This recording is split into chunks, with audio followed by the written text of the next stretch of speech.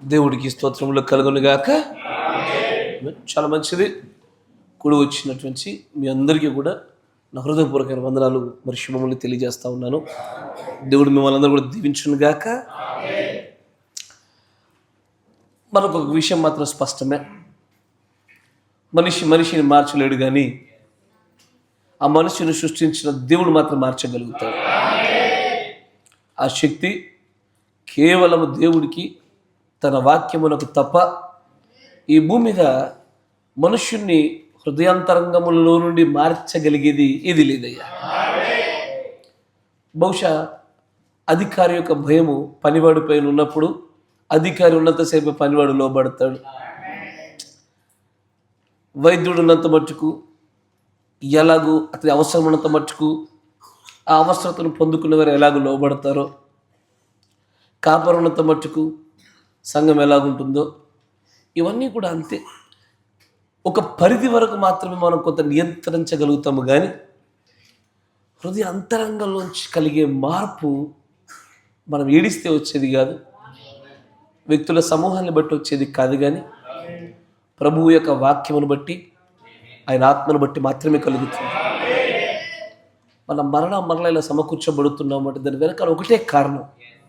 అదేంటంటే, నన్ను ఎవడు మార్చలేడు ఈ భూమి మీద, మిమ్మల్ని కూడా ఎవడు మార్చలేడు. మిమ్మల్ని నన్ను మార్చగలిగేది వాక్యం ఒకటే. మనల్ని మార్చగలిగేటువంటి ఆ మంచి వైద్యుడి దగ్గరికి మరల వస్తూ మనం మార్పు చెందే ప్రయత్నం చేస్తా ఉన్నాం. లోకంలో అనేకులతో పోలిస్తే వారికన్నా మన చెడ్డవారమే, వారికన్నా కూడా అత్యంత భయంకరమైన ఆలోచనలు కలిగిన వ్యక్తులు మనం.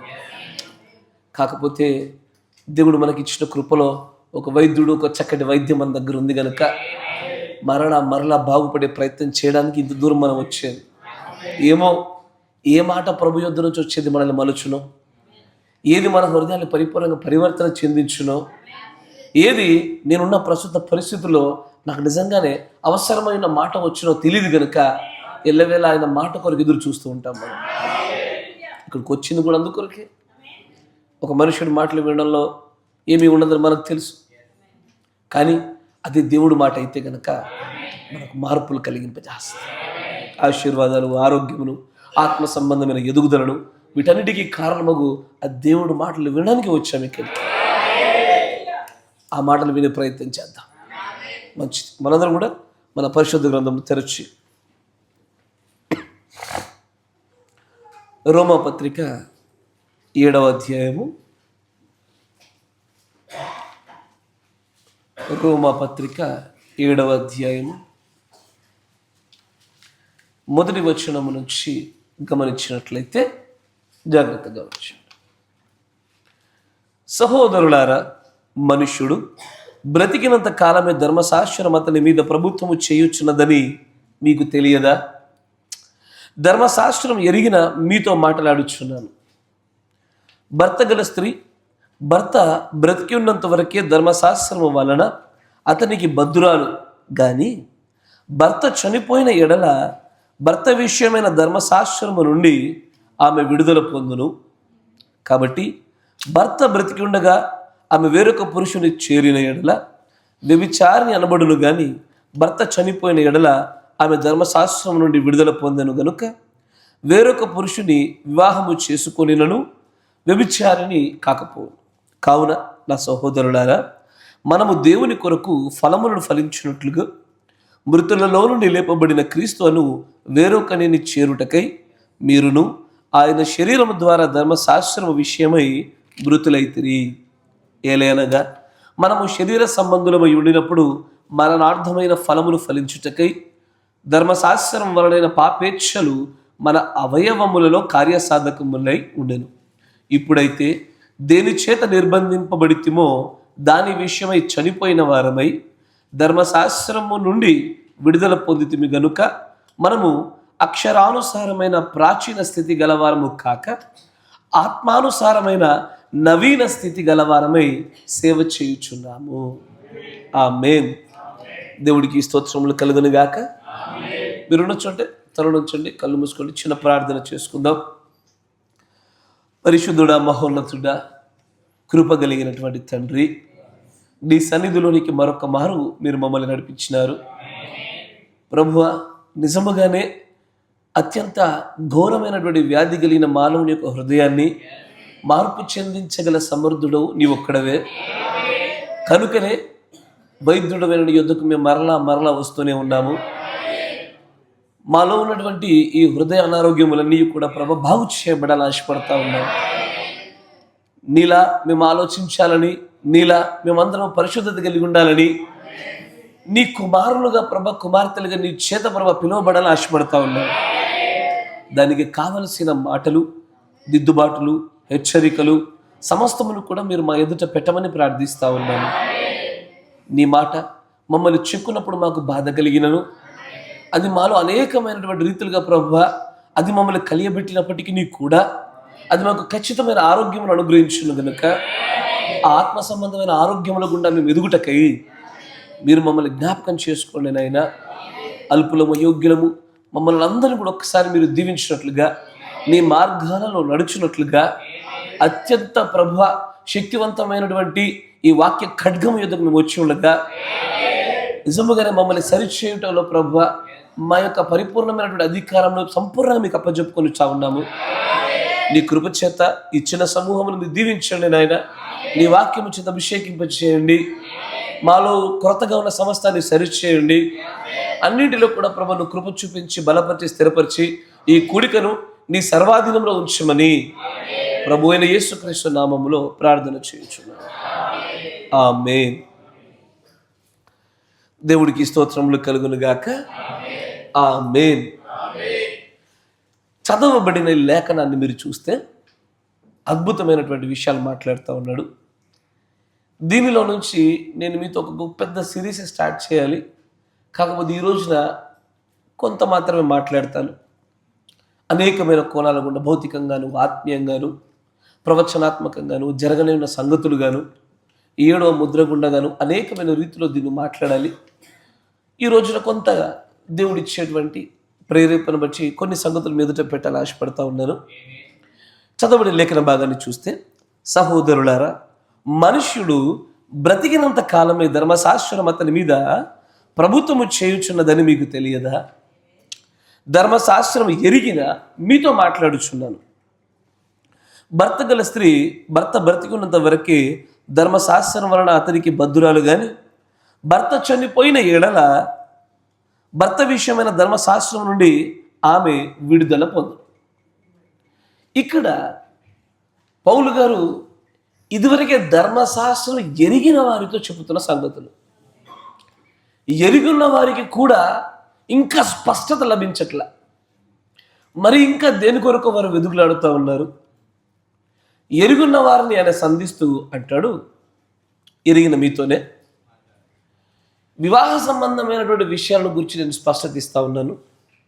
భర్త భార్య ఒకరిపైన ఒకరికి ఉండే అధికారాలు, వారి మధ్యలో ఉండే బంధము, అది కొనసాగించుటకు తెగిపోవుటకు కావలసినటువంటి అనేకమైన సంగతుల గురించి మాట్లాడుతూ ఆయన ఈ యొక్క అధ్యాయం అంతా కూడా మాట్లాడుతూ ఉంటాడు. అంతేకాకుండా దీనిని ఒక మారు మీరు 2వ వచనాన్ని ఇంగ్లీష్లో చూస్తే కనుక, for the women which had and husband is bound by the law to her husband so long as he liveth, but if the husband be dead, she is loosed from the law of her husband. జాగ్రత్తగా గమనించాలి. మనం ఇదివరకు ఆత్మీయమైనటువంటి ప్రపంచంలో ఉన్నటువంటి ఆత్మీయ చట్టాల గురించి మనం చూస్తున్నప్పుడు అనేకమైన చట్టాలు చూసాం మనం. Law of redemption, law of grace, law of love, law of Christ, కరెక్టేనా? Law of sin, law of death, ఇంకా లా ఆఫ్ రిడెంప్షన్. ఇట్లా అనేకమైన చట్టాలను చూస్తున్నాం. మనకు తెలుసు ఒక విషయాన్ని చట్టము అని చెప్తా ఉన్నాడు అంటే దానికి నియమాలు ఉంటాయి. కొనసాగించడానికి, ప్రారంభించడానికి, నిలిపివేయడానికి, తప్పించుకోవడానికి ఏదో ఒక కొన్ని నియమాలు ఉండాలి. దాన్నే చట్టము, లా అని పిలుస్తారు. కానీ ఈ 2వ వచనంలో చివరికి ఒక మాట్లాడుతున్న పదాన్ని మీరు చూస్తే, లా ఆఫ్ హర్ హస్బెండ్. దాన్ని యథాతథంగా తర్జమా చేయండి ఒకసారి మీరు. ఆమె భర్త యొక్క చట్టము. అంటే భర్త ఎడల కొన్ని చట్టాలు ఉన్నాయి, జాగ్రత్తగా గమనించాలి. భార్య ఎడల కూడా కొన్ని చట్టాలు ఉన్నాయి. నేను ఎలా పడితే అలా నా భార్యను నేను సంధించడానికి వీల్లేదు. నా భార్య ఎలా పడితే అలా నన్ను సంధించడానికి వీల్లేదు. దానికి నియమాలు ఉంటాయి, చట్టాలు ఉంటాయి. ఈ నియమాలు, ఈ చట్టాలు ఎరగకుండా వైవాహిక జీవితాన్ని కొనసాగించడంలో కూడా తెలియకుండా అనేకులు పాపంలో పడిపోతున్నారు. ఒకటి, చేయవలసిన బాధ్యతలు చేయకపోవడంలోను, చేయకూడని పనులు చేయకపోవడంలోను, కొంత చేయాల్సిన దానికంటే ఎక్కువ చేసి. నా మాట వింటున్నారా? ఖచ్చితంగానే చాలామందికి తెలియకుండానే తమ భార్యలు దేవుడి కంటే ఎక్కువైపోయి దేవుళ్ళు అయ్యారు. చాలామందికి తమ భర్తలు దేవుడి కంటే ఎక్కువైపోయి వాళ్ళు దేవుళ్ళే కూర్చున్నారు. ఎక్కడో వరకు ఈ చట్టం పట్ల అవగాహన సరిగ్గా లేకపోవడము. దీనినే the law of her husband, law of his wife, ఈ రెండింటిని గురించి మాట్లాడుతూ ఉన్నప్పుడే దేవుడు దీన్ని జాగ్రత్తగా గమనించండి, దీన్ని లా ఆఫ్ మ్యారేజ్ అని పిలుస్తారు. నా మాట వింటున్నారా? దీన్ని వివాహ చట్టం. కరెక్టేనా? వివాహ చట్టం. వివాహ చట్టము బైబిల్ మొత్తం అంతా చట్టాలే. ఐగుప్తులో నుంచి బయటకు వచ్చిన ఇజ్రాయేలులకు దేవుడు చట్టాలు చెప్తాడు. కరెక్టేనా? ఆయన మొట్టమొదటిగా ఐగుప్తులో నుంచి బయటకు వచ్చిన వెంటనే వివాహాన్ని గురించి చెప్పినటువంటి చట్టం ఏంటయ్యా అంటే, ఎవరెవరికి పెళ్లిగించుకోవచ్చు, ఎవరెవరి మనశ్చాదనములు తీయొచ్చు, ఎవరిది తీయకూడదు అన్న సుస్పష్టమైనటువంటి సూచనలే ఈ లా ఆఫ్ మ్యారేజ్లో దేవుడు మొదటిగా ఇజ్రాయేలులకు ఇచ్చినటువంటి ప్రథమమైన సూచనలు. దాంట్లో ఎవరైతే కొన్ని ప్రత్యేకమైన వరుసలు ఉంటావో ఆ వరుసలు కలిగిన వారితో వివాహ బంధం అనుమతించబడదని. కరెక్టేనా? వివాహ బంధము అనుమతించబడదు. ఎక్కడ అనుమతించబడుతుందో ఇక్కడితో ప్రారంభమవుతుంది భౌతికంగా మనుషుల మధ్యలో ఉండే వివాహ బంధంలో ఉండే చట్టాలు. తర్వాత ఈ వివాహ చట్టాలు కాలక్రమేణా మనుష్యుల యొక్క కాఠిన్యమైన పరిస్థితిని బట్టి ఎంత చెప్పినా కూడా సమాధానపరచబడి భర్తకు లోబడలేని భార్య వలన, భార్యలను ప్రేమించిన భర్త వలన, ఈ వివాహ బంధాన్ని కొనసాగించడానికి అనుకూలమైన పరిస్థితి లేకపోవటం వలన దేవుని ధర్మశాస్త్రములు చట్టములు ఎరిగిన వారు కూడా ఈ బంధములను తప్పిదాలు చేశారు ఎల్లవేళ. ఇప్పుడు నేరుగా మీ అందరికీ బాగా సుపరిచితమైనటువంటి అంశమే కాబట్టి ఒక చిన్న ప్రశ్న అడుగుతా. ఒక భార్య భర్త యుద్ధ నుంచి ఎప్పుడు దూరంగా ఉండాలి? ఇదే ప్రశ్న. ఒక భార్య భర్త యుద్ధ నుంచి ఎప్పుడు దూరం జరగచ్చు?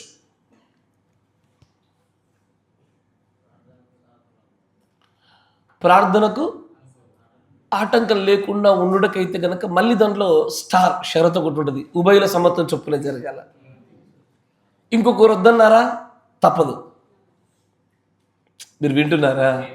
ఏ భార్య, బి భర్త, నేను కొంతకాలం దూరంగా ఉండి ప్రార్థనలో బలంగా గడపాలనుకుంటున్నాను, నువ్వేమందువు? నేను నో అందును, నేను కూడా నోనే అందును. అడ్జస్ట్ అయ్యి మనం భక్తి చేసుకోక తప్పదు. ఉభయల సమ్మతం చొప్పున జరగాల. ఓకే, ఇట్స్ ఓకే, పర్లేదు, గడిపించుకోండి, మంచిగా చెప్పినారు. ఒకటి, ప్రార్థనకు అనుకూలము అవకాశం కలిగినప్పుడు దూరంగా ఉండాలి. 2,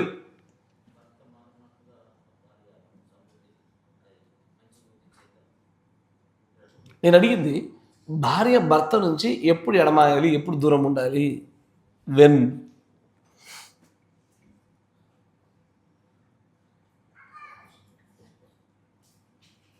అరే, లా ఆఫ్ మ్యారేజ్ గురించి మాట్లాడుతున్నాం కదయ్యా, వివాహ చట్టాల గురించి. మీకు వివాహాలు అయినాయా అంటే తెలియక అడుగుతున్నా. వివాహ చట్టాలు తెలియకపోతేటగా.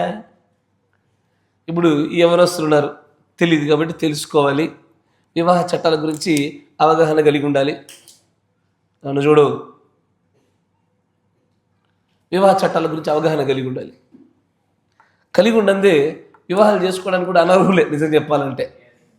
సరే, ఎట్లాగో దాటేసుకొని బయటకు వచ్చిన వాళ్ళ సంగతి తర్వాత. ఇప్పుడు నేను అడిగేది వెన్, ఎప్పుడు భార్య భర్త నుంచి దూరం జరగాలి?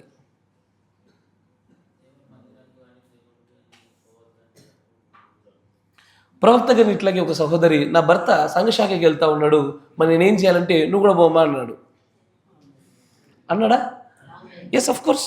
ఎందుకంటే ఇక్కడ భౌతికమైన భర్త దగ్గర మరికొన్ని షరతులతో కూడుకున్న తర్వాతే ఆత్మీయమైన భర్త వైపు కొన్ని అడుగులు వేయడానికి దేవుడు కొన్ని ప్రత్యేక మార్గాలు ఏర్పాటు చేస్తాడు. ఇది షరతులతో కూడుకున్నదే. జర సో మెనీ లాస్, చాలా చట్టాలు ఉన్నాయి. ఇంకెప్పుడు ఒక్కటి కరెక్ట్గా చెప్పారు, ప్రార్థనకు అవకాశం కలుగునట్లుగా. అది కూడా ఉభయ సమ్మతం చొప్పుననే వేరుగా ఉండాలి. ఇంకెప్పుడు వేరుగా ఉండొచ్చు?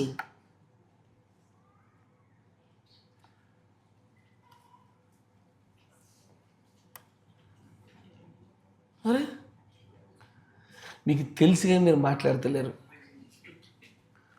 తెలిస్తే ఎందుకు చెప్తే ఇంటికి వెళ్ళాక అంటారన్నా? లేకపోతే అసలే మా ఆవిడ తెలియకుండా ఇప్పుడు దాకా దాచిపెట్టి ఇప్పుడు చెప్తే మళ్ళీ ఇదే వాడుకోండి పొద్దున వెళ్తుందని భయమా? మరి అయ్యా, కుటుంబాన్ని బాగుగా ఏలనప్పుడు తన విశ్వాసమును బట్టి, తన మంచి ప్రవర్తన బట్టి తన భర్తను విశ్వాసాల యొద్దకు రాబట్టవచ్చు. అప్పుడు కూడా కాదు. ఎప్పుడు దూరంగా ఉండాలి చెప్పండి? అనారోగ్య పరిస్థితి దూరంగా ఉండాలి. ఇక అప్పుడు దూరంగా ఉంటే మన పెళ్ళిలో వాగ్దానాలు మోసం చేసినట్టే. నేను కలిమిలోను లేమిలోను ఆరోగ్యంలోను అనారోగ్యంలోను అన్నింటిలో నీకు తోడుంటానని చేసిన వాగ్దానాన్ని బ్రేక్ చేసినట్టు అవుతుంది కదా. మన పెళ్లి వాగ్దానాలు అవేగా. కలిమిలో లేమిలో, తర్వాత ఇరుకులో ఇబ్బందుల్లో బాధల్లో అనారోగ్యంలో ఆరోగ్యంలో అన్నింటిలో తోడుంటాను కాబట్టి ఉండాల్సింది అనారోగ్యంలో కూడా. ఇంకెప్పుడు భార్యకు భర్త నుంచి వేరుగా ఉండాలా? చెప్తలేదు మీరు ఎవరు కూడా. అమ్మా జ్వరమా?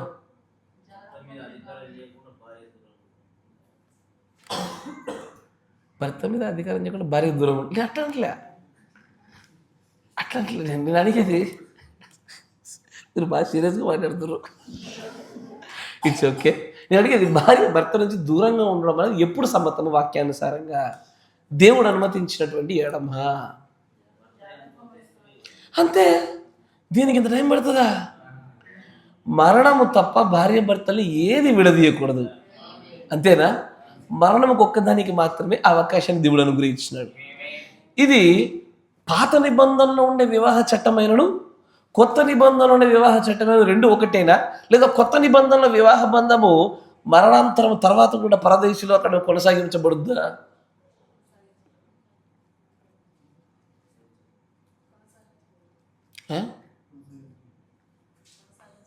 కొనసాగించబడుతుందా? కొనసాగించబడుతున్న అందరూ కూడా బ్రహ్మం గారి దర్శనం గుర్తు వస్తుంది కావచ్చు మీ అందరికీ కదా. తెలుసు నాకు. కొనసాగించబడదా? తప్పకుండా. Yes sir. ఇప్పుడు మీ ఆవిడ పుట్టింటికి వెళ్ళింది అనుకో, నీ భార్య. నీ భర్త నేను వెళ్ళి బయట తిరిగిండు అనుకో, అయినా నీ భర్తే. బట్ వన్స్ ఒక్కసారి మరణము కానీ ఎత్తబాటు స్టార్ట్ అయిన ఒక సెకండ్ కానీ ఇక భార్య భర్తలు కాదు. నువ్వు నీ భార్యను చూసి అన్న కూడా ఆగు చెప్పు బ్రదర్ అంటది ఆమె. వింటున్నారా? కరెక్టేనా? నువ్వు నీ భర్తను చూసి నువ్వు ఎంత విపరీతంగా ఏడ్చినా కూడా చెప్పు సిస్టర్ ఏమైందని అంటాడు ఆయన. అంతేనా కదా? భార్య భర్తల బంధం అంతే. దానికి ఒక ప్రారంభ సమయము, దానికంటే ఒక ముగింపు సమయాన్ని దేవుడు ఏర్పాటు చేశాడు.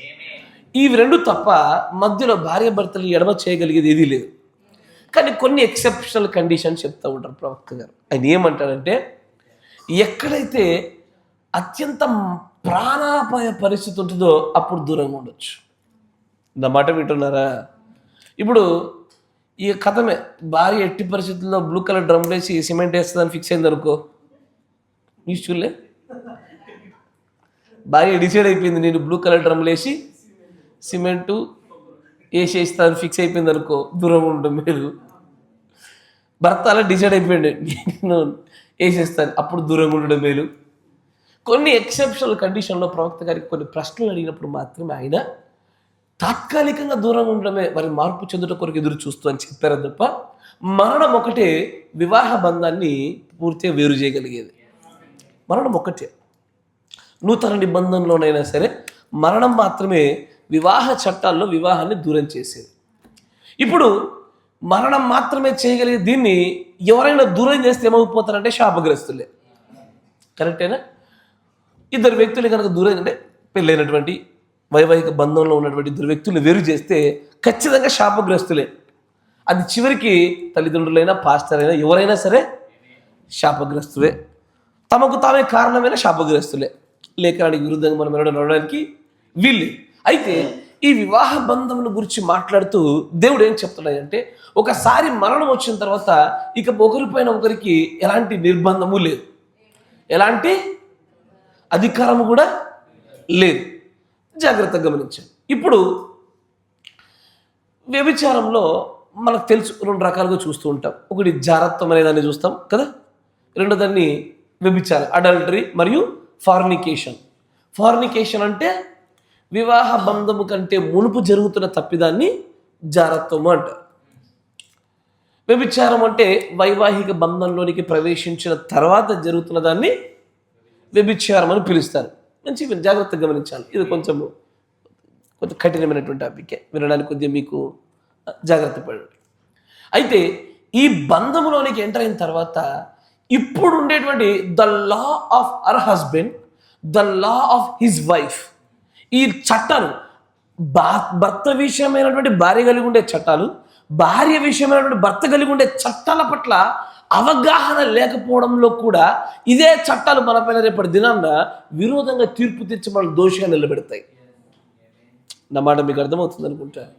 ఇప్పుడు ఈ చట్టాలేంటో కూడా తెలియకపోయేసరికి ఎంత ఘోరమైన దోషంగా నిలబడుతున్నారో చాలామందికి తెలియదు.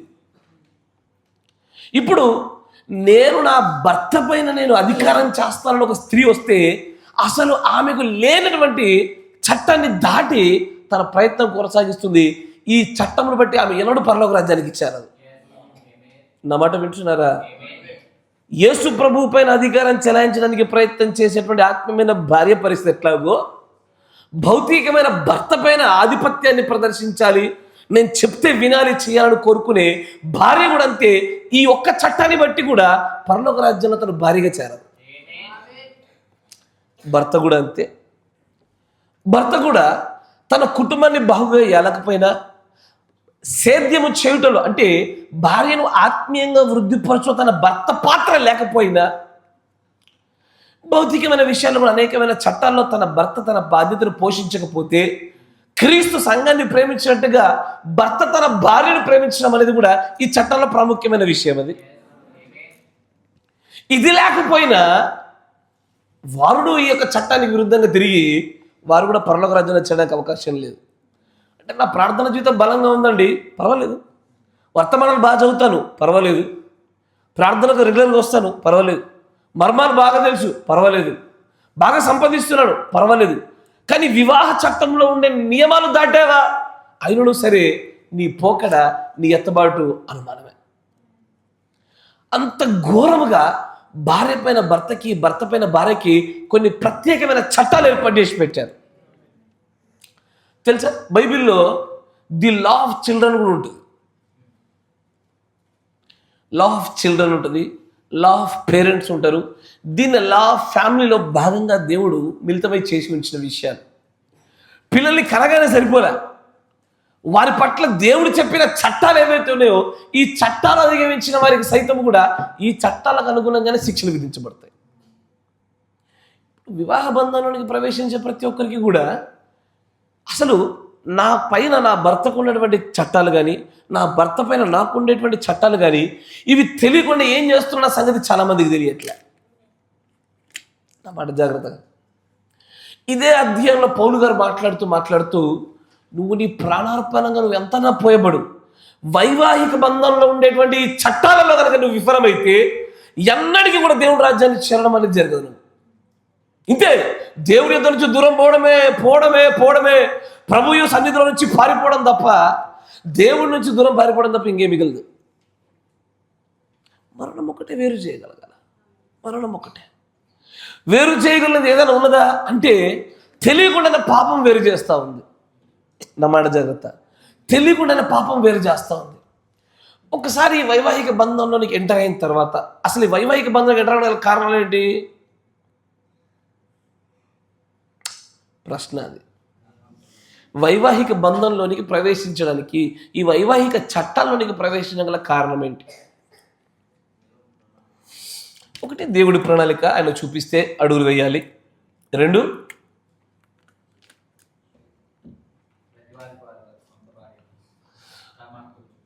కామాప్తల గుట్ట కంటే పెళ్లి చేసుకున్నట మేలు అనే నియమాన్ని బట్టి ఈ వైవాహిక బంధంలోనికి ఎంటర్ అవ్వాలి. ఇంకా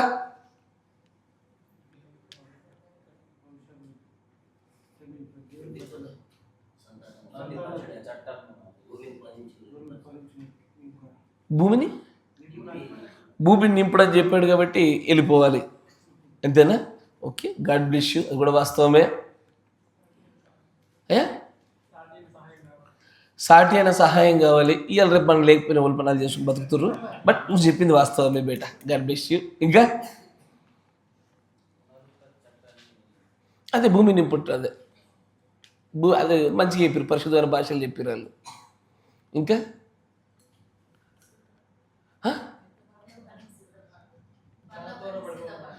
ఎగ్జాక్ట్లీ మంచి విషయాలు చెప్పారు. పరలోకానికి సిద్ధపాటులో one of the best way అంటే, నేను పరలోకం కొరకైనటువంటి నా గుణలక్షణములు తొందరగా క్రీస్తు వల్ల మలచబడాలి అంటే సారూప్యమైన అదే బంధంలో నిలబెట్టబడ్డప్పుడు అత్యంత వేగంగా మలచబడతాను నేను.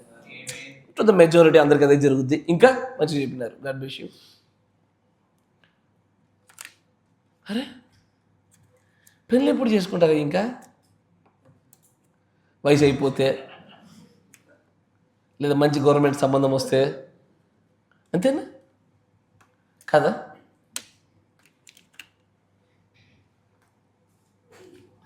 సరే, ఒకసారి వివాహ బంధంలోకి ఎంటర్ అయ్యారు. బ్రేక్ చేయడం తప్పని అందరికీ తెలుసు, కరెక్టే కదా? బ్రేక్ చేయడము, ఈ వైవాహిక బంధాన్ని నిలిపివేయడం తప్పని అందరికీ తెలుసు. కానీ వైవాహిక బంధాన్ని నిలుపుతూనే ఉంటూ ఈ వైవాహిక బంధానికి విరుద్ధంగా తప్పులు జరుగుతూ ఉంటాయి.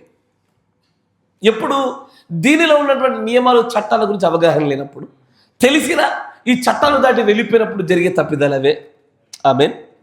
ఇప్పుడు కొన్ని లేఖనాలు కూడా, నేను దీన్ని చాలా రోజుల వరకు మాట్లాడుతూ ఉంటాము, దీన్ని కొన్ని లేఖనాలు కూడా మిమ్మల్ని ముందు తీసుకెళ్తాను. కొరింథీ పత్రిక 1 కొరింథీ 7వ అధ్యాయము 1వ వచనం నుంచి కూడా మిమ్మల్ని ముందు తీసుకెళ్తాను. నాకు తెలుసు యాక్చువల్గా నేను చెప్పే అంశము కొంత భయంకరంగానే ఉంటుంది, కానీ సంఘాలలో దీన్ని బోధించడంలో కాపర్లు ఫెయిల్ అయిపోతే సంఘం ఎప్పటికైనా కుంటుపడుద్ది. పడిన సంఘాలు చూసాము కూడా మనం. జాగ్రత్తగా గమనించండి. 1 కొరింథీ 7వ అధ్యాయము 1వ వచనము, మీరు వ్రాసిన వాటి విషయంలో స్త్రీని ముట్టకుండుట పురుషుడికి మేలు అయినను జారత్వములు జరుగుచున్నందున ప్రతివానికి సొంత భార్య ఉండాల్సిందే. ప్రతి స్త్రీకి సొంత భర్త కూడా ఉండాల్సిందే.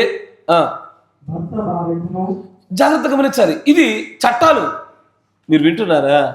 చట్టాల గురించి చెప్తా ఉన్నాడు. ఆ చట్టాల్లో భర్తకే కానీ భార్యకు తన దేహం పైన అధికారం లేదు. అలాగున భార్యకే కానీ భర్తకు తన దేహం పైన అధికారం లేదు. ఇది ఖరాఖండితముగా ది లా ఆఫ్ మ్యారేజ్లో, వివాహ చట్టాల్లో అధికారాలు చెప్పేస్తా ఉన్నాడు. పురుషుడికి తన దేహం పైన తనకు ఎంత మాత్రం అధికారం లేదు. తన భార్య ఎలాగో చెప్తే అలాగో జరగాల్సిందే వాక్య పరిధిలో. స్త్రీకి తన దేహం పైన తనకు అధికారం ఉండదు. స్త్రీకి తన దేహం పైన అధికారం పరిపూర్ణంగా తన భర్తదే. తన భర్తకు వాక్య పరిధిలో అనుగుణమైనటువంటి తనకి ఇష్టమైన వస్త్రధారణ, ఇష్టమైన రీతిలోనే ముందుకు సాగాలి, కానీ తనకు నచ్చింది కాబట్టి చేసుకుంటూ ముందుకు పోవడానికి వీల్లేదు. మీరు వింటున్నారా? అంటే మాకంటూ ఇష్టాలు ఉండకూడదా? లేదు, ఉండకూడదు. ఉండాలనుకుంటే పెళ్లి చేసుకోవద్దు. మీరు వింటున్నారా? మీకంటూ మీరు వ్యక్తిగతమైనటువంటి ఇష్టాలు కలిగి ఉండాలనుకుంటున్నారా? వివాహానికి ముందు నడుస్తుంది అది, మీ సొంత ఇష్టాలు. ఒక్కసారి వైవాహిక బంధంలోకి అడుగు పెట్టగానే భర్త తన భార్యకు అనుగుణంగా వాక్య పరిధిలో నడుచుంటే అతనికి ఇవ్వబడినటువంటి చట్టం. భార్య తన భర్త ఎలాగో చెప్తాడో అలాగూ వాక్య పరిధిలో నడుచుకుంటే భార్యకి ఇవ్వబడిన చట్టం. ఇప్పుడు ఈ అధికారంలో ఏ కొంచెం మార్పు చెందినా కూడా మాట జాగ్రత్త, లెక్కప్ప చెప్పాలి. ఒక రోజున దేహాలపైన కూడా లెక్కప్ప చెప్పాలా, ఖచ్చితంగా అప్పచెప్పాలా. ఏ విధంగా తన భర్త చెప్తాడో ఆ విధంగా భార్య లోబడి తీరాల్సిందే, లేకపోతే ఖచ్చితంగా లెక్క ఉంటుంది. అది నా అధికారం. ఇప్పుడు నాకంటే ఒక భూమి ఉంది, నా భూమిలో నేను ఏం చేయను నాకు చెప్పడానికి వీల్లేదు. నా ఇష్టం వచ్చిన పంట వేసుకుంటా, పంట వేస్తాను, లేకపోతే ఇల్లే కడతాను, లేకపోతే బీడు భూమికి వదిలేస్తాను. అది నా ఇష్టం. కరెక్టేనా? అది నా పంట, నా ఇష్టం. అది ఇది ఎలా మాట్లాడుతున్నామో అదే రీతిలో భర్త దేహం పైన భార్యకి, భార్య దేహం పైన భర్తకి ఆ అధికారం ఉంటుంది. మధ్యలో తల్లిదండ్రుల గలాటలు ఉండలేదు. నా మాట వింటున్నారా? ఈ మధ్యలోనే ఒక విషయం విన్నప్పుడు బహు విచిత్రమైనటువంటి ఆలోచన కలిగింది. యవనస్తులుగా ఉండే ఇద్దరిలో చిన్న వయసులోనే 3-4 అట్లా ప్రెగ్నెన్సీలు వచ్చి పిల్లలకి అంటుపోతూ ఉంటే మధ్యలో తల్లి దూరింది. తల్లి దూరి, అబ్బో ఇంత చిన్న వయసులోనే 3వ, 4వ, 5వ ఉంటుందా, బిడ్డ చచ్చిపోతుందా? ఇంతకీ నువ్వెవరు అసలు? ఇప్పుడు కళ్ళదాన్ని అవసరం నాకు ఉండదు. కానీ పెంచి పోషించడం మాకు ఉండదు. లేదు అసలు. నీకు ఈ లోక ప్రకారంగానే నీకు లేదు. ఉంటే బయటకు వెళ్ళి కేసులు, కోర్టుల దగ్గర చూసుకోవాలా.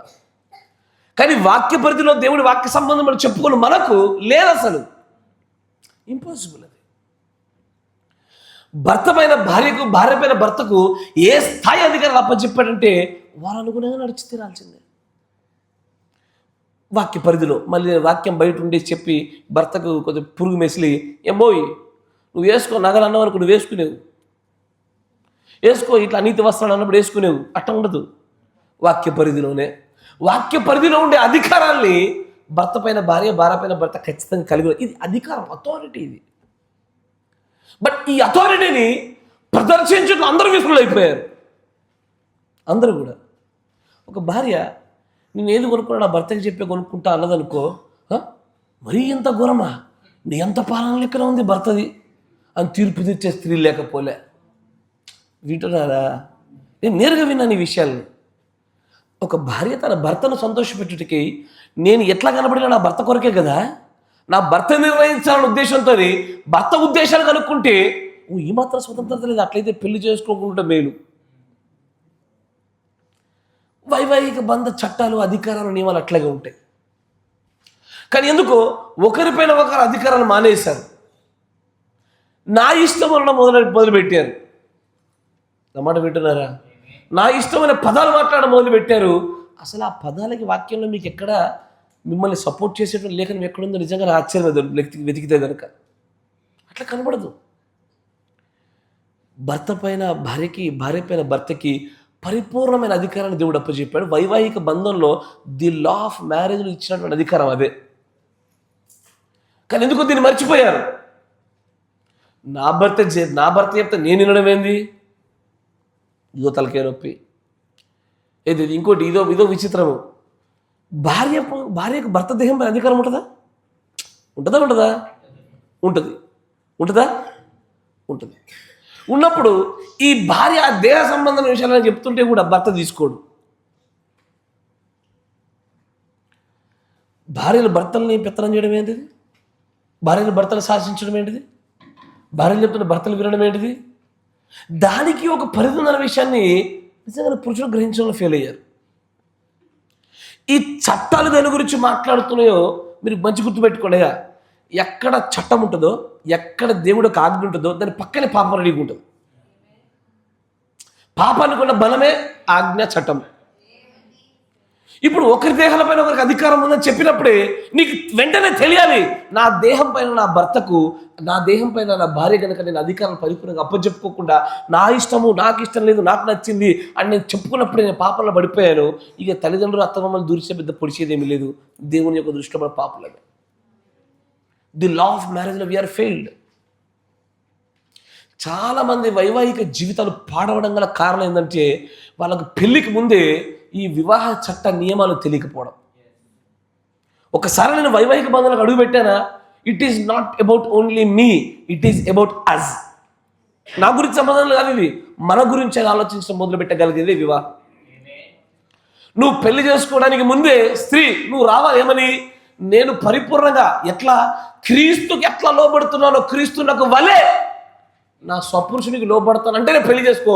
నీతో కాదు, నేను గయ్యాలని, నేను యజమాని అనుకున్నావా, నువ్వు ఒంటరిగా ఉంటే మేలు ఈ దేశానికి, ముఖ్యంగా సంఘానికి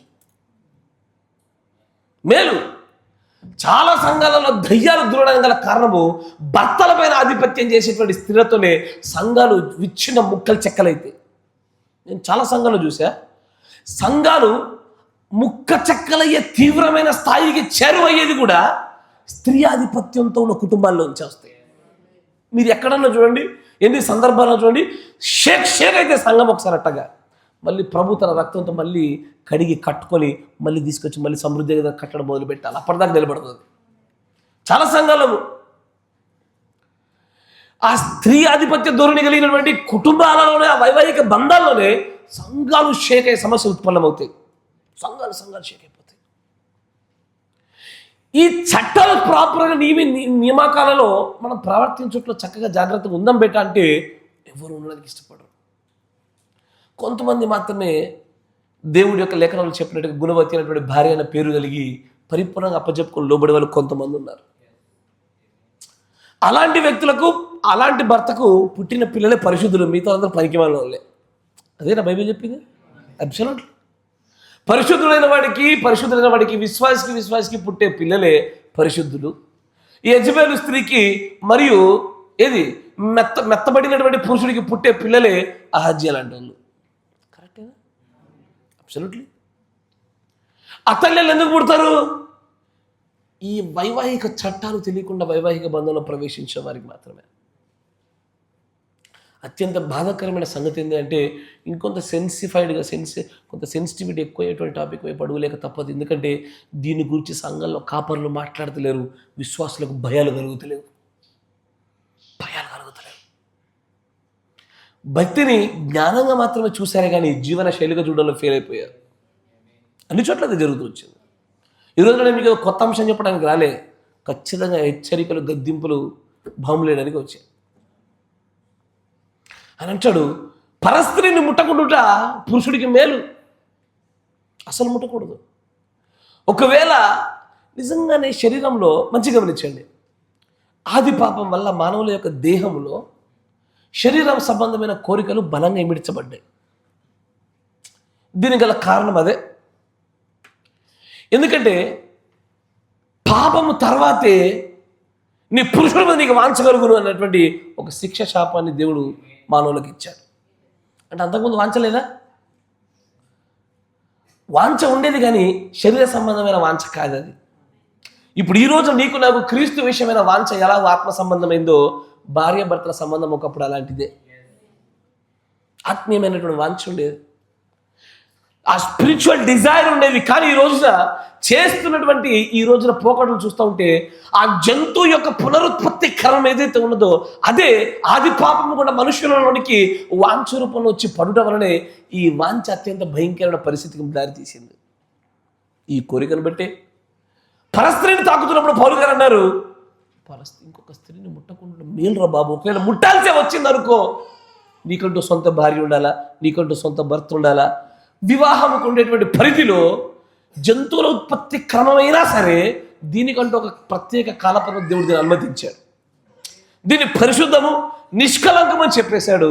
దీనిలో ఇప్పుడు దోషం లేదు. దోషం ఎక్కడ బయట అంటే దీనికి దాటి బయట వెళ్ళిపోవచ్చున్నటువంటి ఆలోచన చూపుల్లోనే. చాలామంది నేను చెప్తాను చూడండి, వైవాహిక బంధంలో భార్యాభర్తల బంధం ఉండగా, ఇరువురు బ్రతికి ఉండగా పక్కన పరస్త్రీని, పరపురుషుణ్ణి భౌతికంగా వెళ్ళి తాకిన వారు లేకపోలేదు. అత్యంత బాధాకరం ఏంటంటే ఈ తాకిన వారి చండాలుడు మిగతా వాళ్ళు పరిశుద్ధులైనటువంటి ఒక తీర్పు సంఘం ఎప్పుడు తీర్చేసి పెట్టుకుంటారు. కానీ దేవుడు మత్తయి సువార్తలో ఆయన అంటాడు, మీరు పాత నిబంధనల స్టోరీలాగా మళ్ళీ ఇప్పుడు తెచ్చుకొచ్చుకోండి. ఈ రోజున నువ్వు ఊహించినా, చూసినా, తలంపులలో ఒక కోరిక కలిగినా నీకు క్రియాత్మకంగా చేసిన వాడికి ఏ వ్యత్యాసం? ఇద్దరు వ్యభిచారులే అన్నాడు ఆయన. ఏ వ్యత్యాసం లేదు. నాకు ఎప్పుడో ఒక ఆశ్చర్యం కలుగుతుంది. అంటే నేను పాటిస్తున్నాను కాబట్టి నేను ఖచ్చితంగా మిమ్మల్ని గద్దించిన కలుగుంది. అందరు మొబైల్ వాడతారా? అమ్మా నన్ను చూడాలి బేట, పిల్లలు మీరే చూడాలా. అందరూ ఫోన్లు వాడతారు. ఫోన్లు వాడుతుండగా ప్రవక్త గారు చెప్పినటువంటి ఒక పెద్ద నియమాన్ని మీరు గమనించాలా? అది ఏ ప్రోడక్ట్ అయినా సరే దాని అంబాసిడర్ ఎప్పుడు స్త్రీలే. కరెక్టేనా?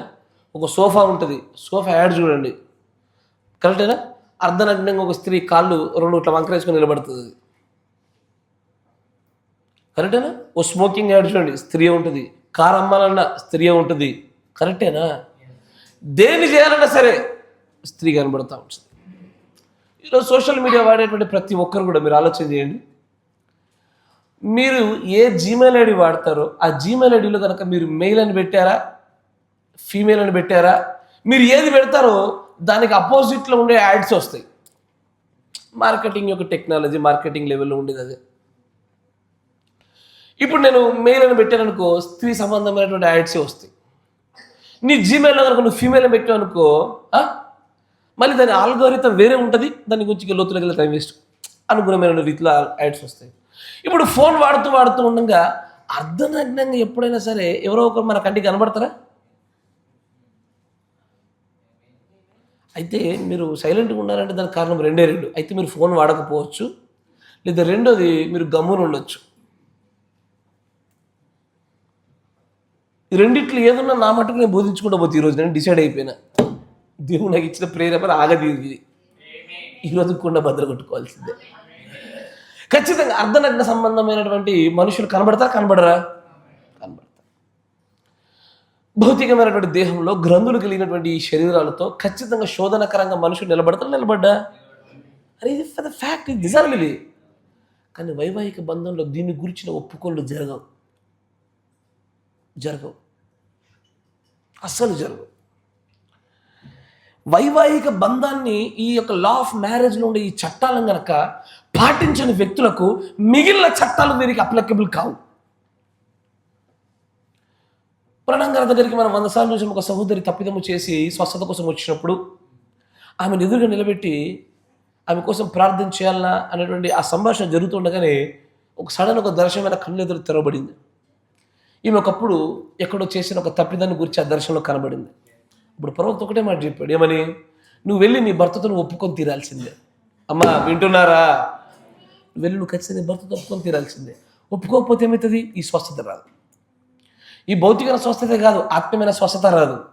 పూర్తిగా సోజో వాగ్దానం మొత్తం ఎగిరిపోతుంది. భౌతికమైన విడుదల, ఆత్మీయమైన విడుదల రెండు కోల్పోతావు. ఎప్పుడు?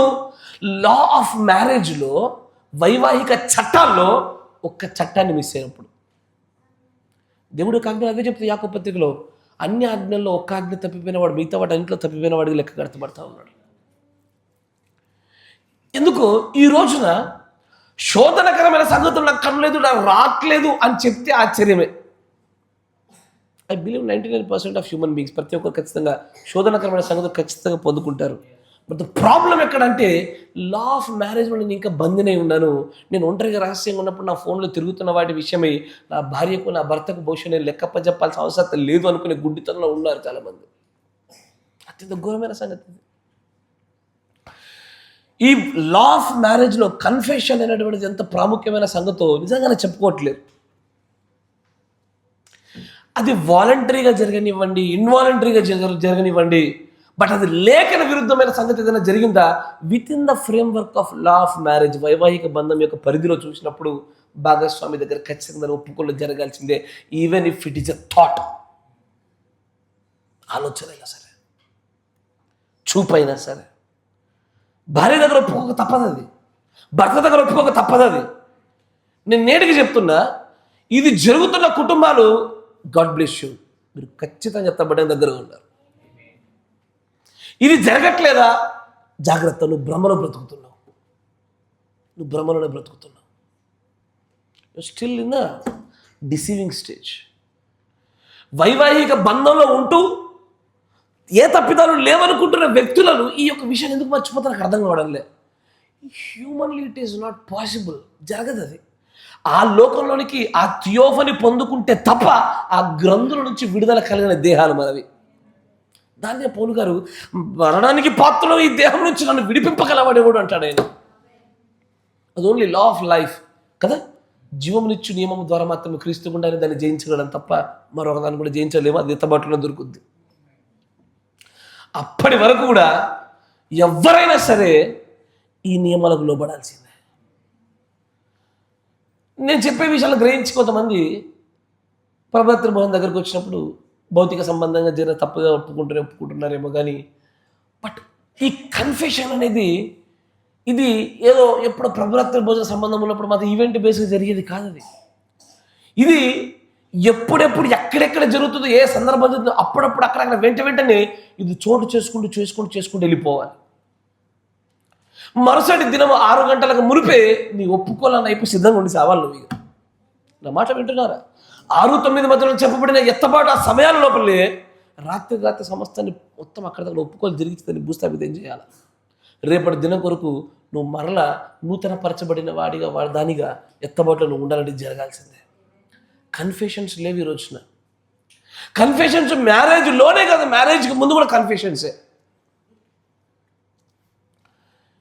ఇట్లాగే విడాకుల గురించి మాట్లాడుతున్నప్పుడు దేవుడు అక్కడ ఉన్నటువంటి ప్రజలతో మాట్లాడుతూ అట్లా అయితే మరి ఎందుకు పరిత్యాగ పత్రిక విడాకులు ఎందుకు పెట్టాడయ్యా అంటారంటాడు. మోషే మీ హృదయ కఠినాన్ని బట్టి పెట్టాడు, మొదటి నుంచి అట్లా లేదు. సరే ఇప్పుడు ఏం చెప్తున్నా రాసుకో. ఏంటి చెప్పేది? ఏంటిది రాసుకునేది? దేన్ని బట్టి తప్ప? జారత్వాన్ని బట్టి తప్ప. ఎందుకంటే అది అడల్టరీ కాదు, ఫార్నికేషన్. జాగ్రత్తగా గమనించాలి. అడల్టరీ, ఫార్నికేషన్, ఈ రెండు మధ్య వ్యత్యాసం చూడండి. దేవుని యొక్క లేఖనం అంటది ఫార్నికేషన్ అనే కారణాన్ని బట్టి తప్ప మరో కారణాన్ని బట్టి ఎంత మాత్రం కూడా విడాకులు తీసుకోవడానికి వీల్లేదు. ఫార్నికేషన్ అంటే ఏంటది? వివాహ బంధానికి ముందు జరిగేది. ముందు జరిగిన దాన్ని ఎందుకు విడాకులు తగ్గబోతుందంటే ఒప్పుకోలు సరిగా లేకపోవడం వల్ల. ఒప్పుకోలు జరిగిన తర్వాత వైవాహిక బంధాలు అడుగు పెడితే కనుక ఆ తర్వాత ఆ కారణం చెల్లుబాటు కాదు. లా ఆఫ్ మ్యారేజ్లో పెళ్లిలోనికి ఎంటర్ అవ్వడానికి, పెళ్లి బంధంలో కొనసాగించడానికి, పెళ్లి బంధాన్ని తెంచుకోవడానికి ఎన్ని నియమాలు అవుతున్నాయి. ఈ నియమాలు ఈ లోక నియమాలు కాదు, పరలోకం నుంచి దేవుడిచ్చిన ఆత్మీయ చట్టాల నియమాలు ఇవి. ఈవెన్ థాట్లో, మన ఆలోచనలో, చూపుల్లో, తలంపుల్లో, ఏ మాటల్లోనైనా సరే నిజంగానే మన భాగస్వామి విషయం మనం ఖచ్చితంగా లెక్క చెప్పబడవలసిన వారిగా ఉంటున్నాం ఇక్కడ. ఇప్పుడు ఒక సహోదరుడికి జరిగే తప్పిదంలోనే దేవుడు మొదటిగా నా దగ్గర రాకు, నువ్వు బలి తీసుకొని ఆ బలి అక్కడ పెట్టి నువ్వు అక్కడ వాడి దగ్గరికి వెళ్ళి వంద సమాధాన పడి ఉంటుంటే, వైవాహిక బంధంలో కూడా ఇదే నియమాన్ని అత్యంత బలంగా పెట్టారు. ప్రవక్త గారు కూడా దీన్ని ఆ సహోదరుని వెళ్ళి నీ భర్తతో నువ్వు ఒప్పుకుంటే తప్ప నీకు దేవుడి స్వస్థతను ఇవ్వడం అని నేరుగా చెప్తా ఉంటే, ఎందుకు నేటికి నెత్తికి కట్టే చాలా మందికి. అమ్మ నీ భర్త 24 గంటలు ఫోన్లు చూస్తూ ఉండి ఏ తప్పునైనా ఒప్పుకోకుండా ఉన్నాడా నీ భర్త పరలోకానికి రాడరా తల్లి. నీ భార్య కనుక పొరపాట్లు కలిగిన బలే హృదయం కలిగి ఉండి చూపుల తలంపుల క్రియలు ఎక్కడన్నా తప్పు చేస్తున్నప్పుడు నీ దగ్గరకు వచ్చి చెప్పుకోలేకపోతుందా? అలాంటి వాతావరణం కలగజేయలేకపోతున్నావా? మీ కుటుంబమే ఫెయిల్యూర్ కుటుంబం. నేను కొన్ని వెతుకుతున్నప్పుడు నాకు అర్ధనగ్నంగా నేను కనబడినా కూడా నేను వెంటనే నా భార్య దగ్గరికి వెళ్ళి నువ్వు ఇలా జరిగిందని చెప్పేసి ప్రతి విషయాన్ని ఒప్పుకొని, అది అనుకోకుండా జరిగినా సరే దాని తప్పుదలు క్షమాపణ అడగాల్సిందే. ఎప్పటికప్పుడు మనం పరిశుద్ధ నిలబడుకోరకు ఆ కన్ఫెషన్ జరగాల్సిందే. నేను నా వైపున దానికి ఖచ్చితంగా నేను చేస్తున్నా కూడా మీకు చెప్పడానికి అర్హులు అవుతున్నాను. నేను నా కంట్లో దూరమేమీ లేదు కనుక మీ కంట్లో నలుసులు తీయాల్సిందే వచ్చిన. అట్లా జరుగుతలేదే. అన్ని చెప్పుకుంటూ పోతే వివాహం ఉంటుందా? ఉండదు అన్నప్పుడు ఏం చేయాలి మరి?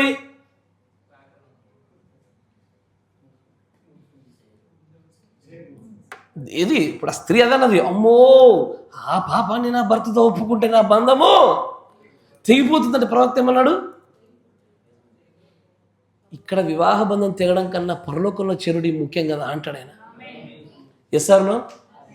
ఒక్కసారి వైవాహిక బంధంలోకి ఎంటర్ అయిన మనము వైవాహిక చట్టాలు, వివాహ చట్టాలు ఎలా ఉంటాయంటే ఇక ఒప్పుకోలేదు జీవితాంతం, మన బతుకంతా. ఇవి ఒప్పుకోవడానికి ఇష్టం లేదా? అయితే ఫోన్ బంద్ చేయి ఫస్ట్. చూపుల్లో తలంపులు ఎగిరిపోతుంది. తర్వాత బయట తిరిగే దోస్తులు బంద్ చేయి, క్రియల్లో కూడా బంద్ అవుతుంది. అన్నీ బంద్ అయితే నా అప్పుడు పరిశుద్ధంగా జీవించే బతుకు. అప్పుడు అనిపిస్తుంది ఈ బతుకు కూడా బతికేనా, ఇదే ఆ బతుకు పరలోకానికి వెళ్ళే బతుకు. నా మాట వింటున్నారా? జాగ్రత్త. కానీ చూపుల తలంపుల్లో తెలియకుండా నా వైవాహిక చట్టాలకు విరుద్ధంగా తప్పు చేస్తున్న సంగతి చాలా మర్చిపోయారు. స్పృహ కూడా లేదు. ఒక అర్ధనగ్నమైనటువంటి ఒక విషయం, ఒక సన్నివేశం అంటే ముందుకెళ్ళినా, ఓ వ్యక్తి వెళ్ళినా అసలు ఇది నా చట్టాలను నా భాగస్వామి దగ్గర ఒప్పుకోవాలనే స్పృహ కూడా లేకుండానే బ్రతుకులు ముందుకు వెలబుచ్చుతున్న పరిస్థితులను క్రైస్తవులవి. ఎందుకంటే పాపానికి they are stone to the sin. అంటే పాప విషయంలో అంతా కఠినులు అయిపోయినారు. అది వాళ్ళకు సాధారణమైన సంగతిలా కనబడిపోయింది. ఈరోజు అట్లాగే ఉంది పరిస్థితి. కానీ పాపం వచ్చిందే దాని గుండా ఇప్పటికీ నేటికి మనుషులు నియంత్రిస్తున్న దాని గుండా అన్న సంగతిని మర్చిపోతున్నారు. ద లా ఆఫ్ మ్యారేజ్లో వైవాహిక చట్టాల్లో ఆ చట్టాల గురించి అవగాహన లేకుండా తమ జీవితం మొత్తాన్ని నాశనం చేసుకునే వాళ్ళ సంఖ్య ఎక్కువ. అమ్మ నేను మళ్ళీ చెప్తున్నా, అమ్మ దేవుడి యొక్క పనివాడిగా కావాలని నేను చెప్పడం నా బాధ్యత. మళ్ళీ చెప్తున్నా, స్త్రీ నువ్వు ఏ వ్యక్తితోనైనా సరే భౌతికంగానూ ఆలోచనలో తలంపులో తప్పిదాలు చేసావో నీ భర్త దగ్గర నువ్వు ఒప్పుకోకుండా నువ్వు పరలోక రాజ్యాన్ని నువ్వు చూడవు, రాసుకో. నీ స్థల పొలాల యొక్క బాండ్ పేపర్ల కంటే పెద్ద బాండ్ పేపర్ ఇది. పురుషులు కూడా అంతే. భార్య దగ్గర నీ తప్పిదాలు ఒప్పుకోకుండా ఎంత మాత్రం నువ్వు భక్తి చేసినా నువ్వు రాజ్యాన్ని చూడకూడదు, చూడలేవు. జరగదు అసలు, అది అవకాశమే లేదు దానికి. దాన్నే పౌలు గారు చెప్పే ప్రయత్నం చేస్తూ ఉంటే అందరికీ కొంత కఠినంగానే కనబడింది. యేసు ప్రభు వారు కూడా వివాహ చట్టాల గురించి విస్తృతంగా మాట్లాడుతుంటే ఉండబట్టలేక తట్టుకోలేక శిష్యులే అమ్మో దీనికన్నా వివాహం చేసుకోకుండాయే మేలు కదా అనే స్థాయికి. ఎందుకంటే ఆ వివాహ చట్టాలు అంత కఠినంగా ఉంటాయి, అంత ఫోర్స్గా ఉంటాయి. అవి మిగిలిన చట్టాలన్నా వేరు. వివాహ చట్టాలు ఎట్లా ఉంటాయంటే వినడానికి కూడా పెళ్లి చేసుకోకుండా మేలేగా దీనికంటే అనుకునే స్థాయి వరకు ఉంటాయి. ఆల్రెడీ వివాహంలోకి ఎంటర్ అయిపోయిన మనం కూడా ఈ చట్టాలకు లోబడకపోతే ఖచ్చితంగా సమాధానం చెప్పాల్సిందే. ఏ విషయంలోనే సరే తప్పకుండా ఇది జరుగుతూ పోవాల్సిందే. సమస్య ఏంటంటే భౌతికంగా ఈ వివాహ బంధానికి బయటికి వెళ్ళి తప్పు చేసే వారికి, ఓన్లీ చూపు తలంపుల్లో ఉండే వారికి మాత్రము ఎలా ఉందంటే ఈ రెండు వేరు అనుకునే భావనలో ఉన్నారు. ఈ రెండు ఒకటే, ఇద్దరికి ఒకే రకమైన తీర్పు.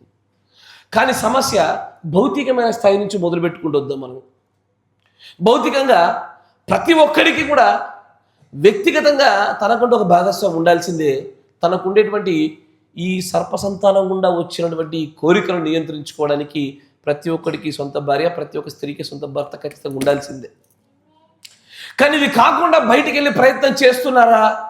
బయటికి వెళ్ళి తన స్త్రీని కానీ స్త్రీని తాకుతున్నాడా? తన పురుషుని కానీ పురుషుని తాకుతున్నారా? వీరి గురించి బైబిల్ చెప్తున్న మాటలు ఏంటంటే ఒళ్ళు భయక్రాంతులు అయిపోతారు. సామెతల గ్రంథము చూడు,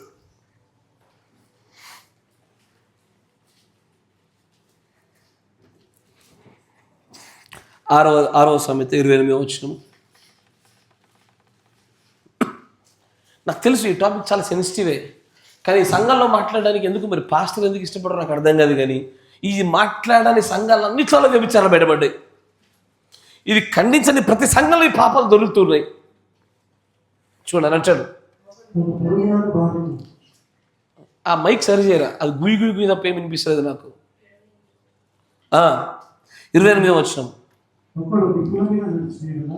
ఒకడు నిప్పుల మీద నడిస్తే. ఇప్పుడు చూడండి, నేను నిప్పుల మీద నడిచి నా కాళ్ళకి ఏం కాదు అనుకుంటానా? నడవక మునుపు కూడా నాకు తెలుసు అడుగు పెడితే కాలుతుందిరా బేట అని. అవునా? ఇక తెలిసే సంగతి కాదు, పెట్టి చూడు కాలుతుంది. దేవుడు అంటాడు నిప్పుల మీద కాళ్ళు పెడితే కాలకుండా ఉంటుందా? కాలి తీరాల్సిందే. తన పొరుగు అనే భార్య అంటే తన సొంత భార్యను వదిలి మరొకరి వైపు అడుగునే వాడి విషయంలో కూడా సేమ్ అగ్గి నిప్పుకల పైన కాలు పెడితే ఎట్లా కాలిపోద్దో మరొకరి స్త్రీ వైపున మరొకరి పురుషుని వైపున అడుగులు వేసిన వాళ్ళ కాళ్ళు వాళ్ళ జీవితాలు అంతే కాలిపోకుండా ఉంటాయా? ఇది ఎట్లాంటిదంటే నా చేతిలో నా కాళ్ళ కింద అగ్గి రవ్వలు నిప్పుకలు పట్టుకొని నాకేం కాదు అని చెప్పేటువంటి ఒక మూర్ఖుడు లాంటి మాటలు. అది ఖచ్చితంగా అటు జరగాల్సిందే. భార్యను దాటి భర్తను దాటి తప్పు చేసిన వారు ఆ శిక్షను తప్పించుకుంటారా అని అడుగుతారు. మరొక చోట ఆ శిక్ష ఎప్పటికీ తప్పించబడదు అంటాడు. అసలు ఆ తప్పించబడదు శిక్ష, ఇంపాసిబుల్. ఖచ్చితంగా నిప్పుకలపైన నడిచిన వాడి పాదాలు ఎలాగో కాలకుండా ఉంటాయా? లేదు, కాలవలసిందే. అలాగే పరుడి యొక్క లేదా పరస్త్రీని కానీ పరపురుషుని కానీ విషయంలో అలాగే తప్పిదాలు చేసిన వారి విషయాలు వారి జీవితాలు అంతే. తర్వాత చూడండి, ఇట్లా ముట్టినోడు శిక్ష తప్పించుకుంటాడా? ఎట్లా తప్పించుకుంటాడా శిక్ష? అయ్యా నన్ను క్షమించు, నేను ఉపవాసం చేసి నా తప్పిదల్లా పాపాలు ఒప్పుకున్నా ఆయనను అదెంత మాత్రం లేదమ్మా, నీ మీద వేలాడదీయబడుతున్న పాపంగా నేను చూస్తున్నాను అంటాడు ప్రవక్త. నేను నా దేవుడికి ఎంతో ఒప్పుకున్నా, నేను ఉపవాసాలు చేశాను నేను, అయినా సరే నేను దాన్ని క్షమించట్లే. నీ మీద ఇప్పటికీ వేలాడదీయబడుతున్న పాపంగా ఉంది. వివాహ చట్టాల్లో ఈ పాపాన్ని జయించాలి అంటే ఉన్న ఏకైక మార్గం మొట్టమొదటిగా భాగస్వామి దగ్గర ఒప్పుకొని తీరాల్సిందే. డన్. అమ్మో, ఒప్పుకుంటే నా భార్య నన్ను గింటెత్తుదేమో, నా గురించి చండాలంగా మాట్లాడుతుందేమో, నా భర్త నన్ను కొడతాడేమో, గింటేస్తాడేమో. పరలోక భర్తను పొందుకోవడంలో వీటిని ఏదైనా పోగొట్టుకున్నా మంచిదే, జరగాల్సిందే. కానీ ముట్టినోడికి మాత్రం ఆ శిక్ష తప్పించబడుద్దా? శిక్ష మాత్రం తప్పించబడదా? క్షమాపణ లభించిన శిక్ష మూల్యం, ఫైన్ కట్టాల్సిందే. మీరు వింటున్నారా? ఫర్ ఎగ్జాంపుల్, ఏ అనే ఒక వ్యక్తి ఉన్నాడు. ఇట్లాగే తన వైవాహిక బంధాన్ని దాటి మరొక స్త్రీని ముట్టాడు. ఇప్పుడు ముట్టిన వెంటనే దేవుడి వాక్యం ప్రకారం శిక్ష రావాల్సిందేనా? అబ్సల్యూట్లీ శిక్ష వస్తుంది. ఆ శిక్ష జరుగుతూ ఉండగా దునియా మొత్తాన్ని పక్షం నిలబెట్టుకో, వేల మంది పాస్టర్లు నీ కోసం ప్రార్థన చేయించుకో, 24 గంటలు నువ్వు ఉపవాసం ఉండి 4 రోజులు ఉండు, అట్లాగా ఎంత మాత్రం కూడా నేను ఎవడు కాపలేడు. ఈ శిక్ష తప్పదు. నా దేవుడి మాట అనేది కూడా తప్పిపోలేదు దాంట్లో. అందుకే పౌలు గారు పెట్టాలని చూసినట్టు, ఒరే బాబా, ముట్టకుండా మేలు, ముట్టద్రా నాయన. ఆలోచనలో ముట్టకు, చూపుల్లో ముట్టబాక, క్రియలో ముట్టబాక, జోలికి పోదు. అసలు పోతే నువ్వు డెడ్.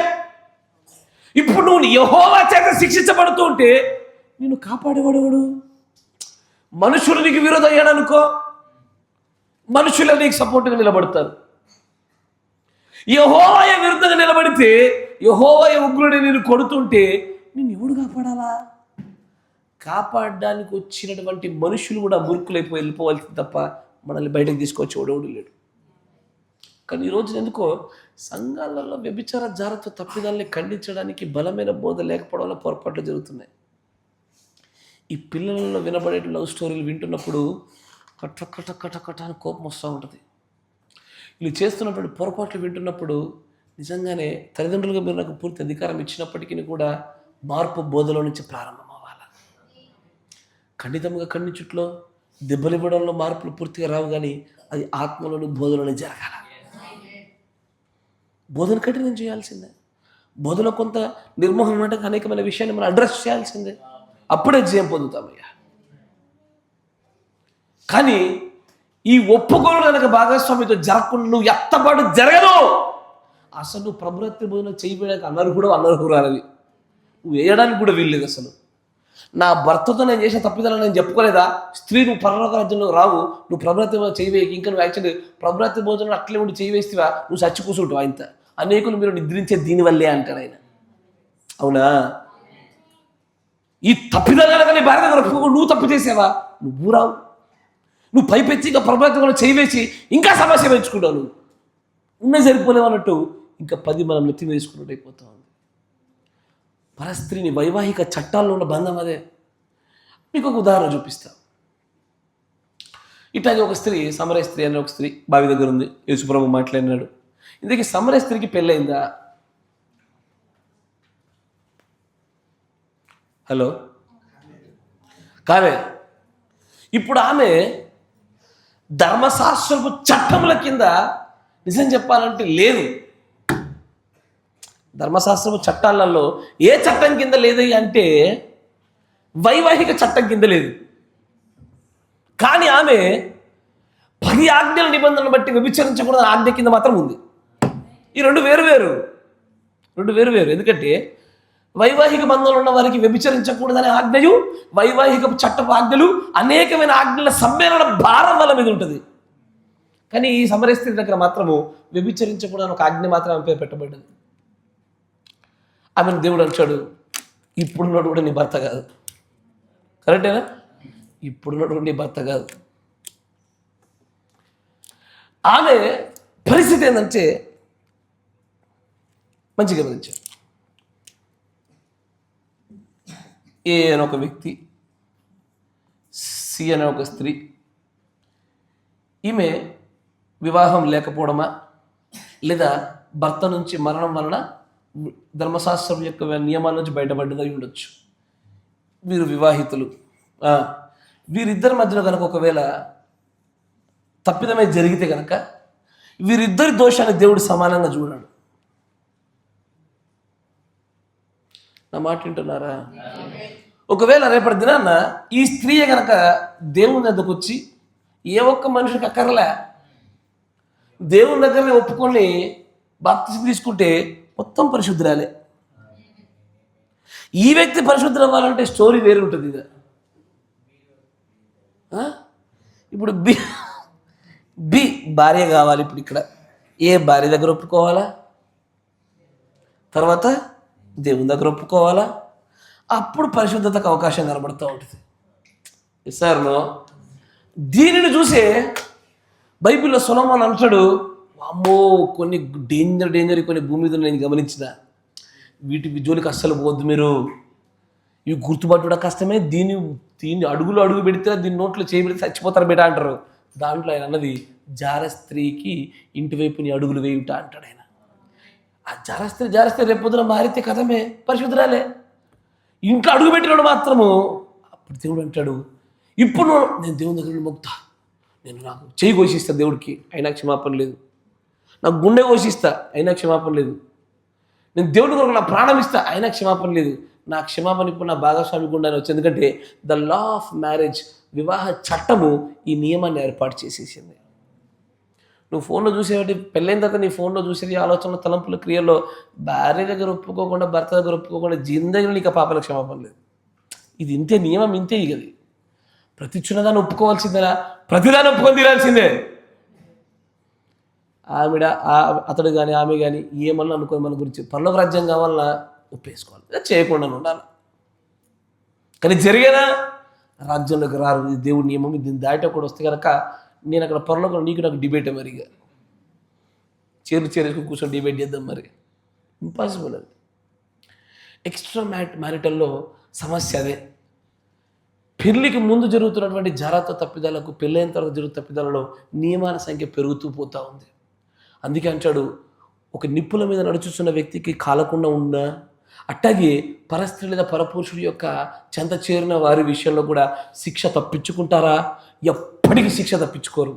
అది అనారోగ్యాలు, అప్పులు, కుటుంబ సమస్యలు, ఇంకా అత్యంత భయంకరమైన విషయం ఏంటంటే చెప్తాడు చూడండి దేవుడి యొక్క లేఖనాల్లో. అదే సామెతల గ్రంథంలో అంటాడు చూడండి, 5వ అధ్యాయము 15వ వచనం నుంచి చూడండి.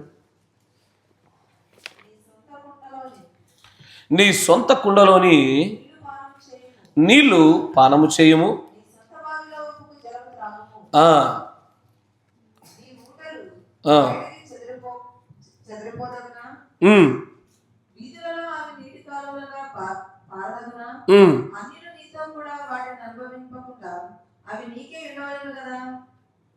ఏంటిది ఆయన మాట్లాడుతున్న నీళ్లు కుండలు కాదు, భార్య భర్తల బంధాల గురించి మాట్లాడుతున్నాడు ఆయన.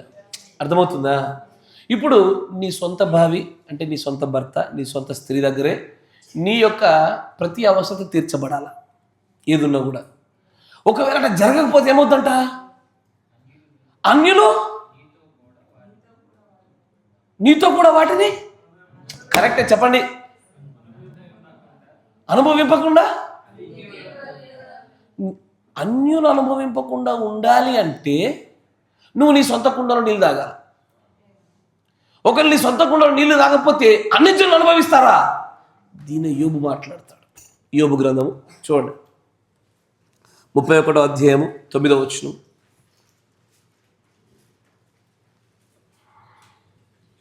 31వ అధ్యాయం 9వ వచనము.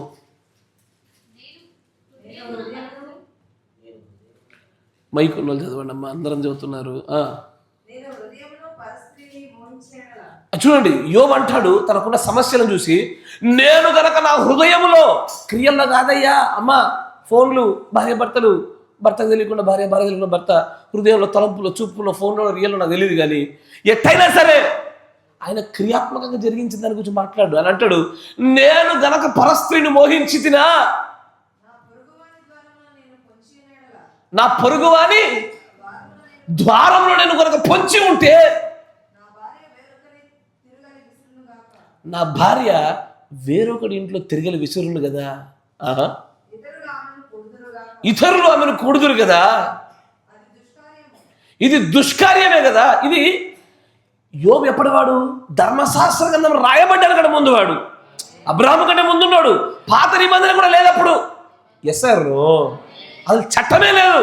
అప్పటి నుంచే మొదలుపెట్టినటువంటి నియమం ఏంటంటే, నువ్వు పరస్త్రీ పరపురుషుడు పైన పడితేవా, నీ స్త్రీ నీ పురుషుడు పరుల విషయం అట్టగా వెళ్ళిపోతాడు, అన్యజనులు వారు అనుభవించాలని చెప్తున్నారు. ఈ నియమము ధర్మశాస్త్ర కింద చట్టాలు రావడానికి మునిపే యోబు కాలం నుంచే మొదలు పెట్టబడిన నియమాలు. అంటాడు, నేను పరస్త్రీని మోహించలేదే, నా పరస్త్రీని కనుక నేను మోహించి ఉండుంటే నా భార్య మరొకటి తిరగలి విసురుతూ ఉండేది, నా భార్యను పరుడు కూడేవారు కదా అంటాడు ఆయన. అంత ఘోరమైన పాపం అది. ఇప్పుడు ఈ వైవాహిక చట్టాల ప్రకారంగా ఈ పాపాన్ని జయించడానికి ఉన్నటువంటి ఏకైక మార్గము భాగస్వామి దగ్గర ఒప్పుకోలు జరిగించడం తప్ప మరొక మార్గం లేదు.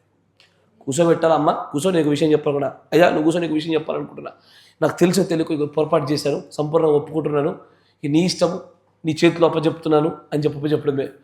ఉంటి పీక్తే వీకిరు. నా మాట వింటున్నారా? అంటే బ్రదర్, నువ్వు భార్యాభర్తల బంధాన్ని చెడగొట్టడానికి వచ్చినవా? కాదు. నీ నిజమైన భర్తతో నీకు పెళ్ళి అవ్వాలి, నీ బంధం నిలబడాలంటే దానికి కావాల్సిన సంగతులు చెప్తున్నాను నేను. నీ నిజమైన భర్త యేసుక్రీస్తే. ఆయనతో ఆ బంధం నిలబడాలి, ఆ బంధం ఎప్పుడు కొనసాగాలని జరగాల్సిందే. భయం ఏమైపోతుందేమో అన్న ఆలోచనలో, ఏం తెలిసిపోయినా ఎక్కడన్నా గౌరవప్రదమైనటువంటి విషయాలని నన్ను అసహ్యకారకంగా అవుతాయేమోనని భయంతో ఈ వివాహ చట్ట నియమాన్ని పాటించకపోవడం వల్ల పరలోకాన్ని కోల్పోయే వాళ్ళ సంఖ్య ఎక్కువ ఉంటుంది. గ్యారంటీగా చెప్తున్నాను నేను. ఒక రోజున అందరి దగ్గర అన్ని పాపాలు ఒప్పుకుంటారు. ఎందుకో భార్య భార్య దగ్గర పాపాలు ఒప్పుకోరు. తెలుసా మీకు? అయ్యా నా మాట జాగ్రత్త వినండి. సహోదరుడు గురించి మాట్లాడుకుంటే ఒప్పుకుంటాడు, శత్రు దగ్గరికి వెళ్ళిన పాపాలు ఒప్పుకుంటాడు. అదే మరి ఏమి చచ్చిందో ఈ భార్యాభర్తల మధ్యలో. ఒకరి పొరపాట్లు ఒకరు ఒప్పుకోవడానికి ఈగోలు అడ్డు వస్తాయి, ఆ పురుషాధిక్యత అడ్డు వస్తుంది. నేనేది తగ్గేదని, ఈడ తగ్గకపోతే ఆడ తగ్గుతావు, అక్కడ నెగ్గాలని ఇక్కడ తగ్గాల్సిందే. యోబుకు చూడండి, ఏది సొలొమోను చెప్తున్నాడో, సొలొమోను అన్న పర్వాలే, ధర్మశాస్త్రం వచ్చాక చెప్తుండే ఆయన, నియమాలు ఆజ్ఞలు వచ్చాక చెప్తున్నాడు. యోబులు అంటాడు, ధర్మశాస్త్రం రావడానికి మునిపే ఈ నియమం తెలుసు, నేను పరస్త్రీ వైపు చూపుపోయినా నా స్త్రీ ఎగిరిపోయా. అంతేనా? దావీదుకు జరిగింది అదేనా? నువ్వు పరుడి భార్యను కూడావు, నువ్వు రహస్యంగా కూడావు, కానీ నేను నీ ఉపపత్తుని భార్యను మాత్రము బహిరంగంగా అలాగే జరిగిస్తానంటాడు ఆయన.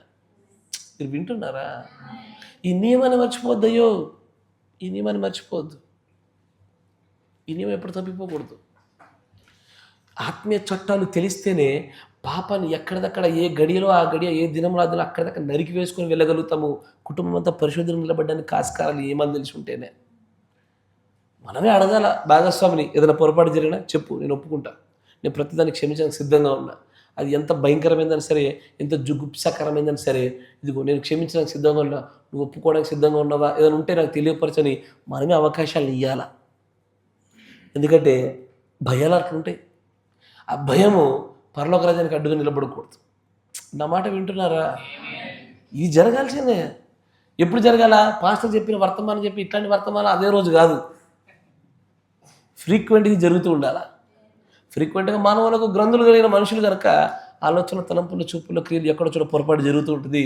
ప్రతిదాన్ని ఒప్పుకోలు జరిగిస్తేమా? నన్ను అడిగితే ప్రతిరోజు రాత్రి అదే జరగాల. పొద్దున 6 గంటల ఎత్తబాటికి సిద్ధంగా ఉండాలి. Yes sir no?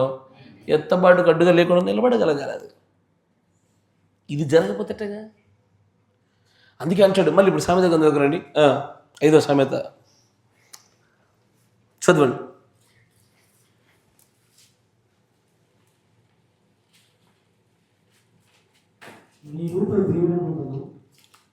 నీ ఊట, నువ్వు మైక్ తీసేసాదు, అది నీ స్వరమే వినిపిస్తుంది, గుణిపేం వస్తలేదు నాకు. నీ ఊట దీవెన నందును. ఓకే. యవ్వన కాలం అందునటువంటి నీ భార్య అందు నువ్వు సంతోషించుము. ఆమె అతి ప్రియమైన లేడీ, అందమైన దుప్పి.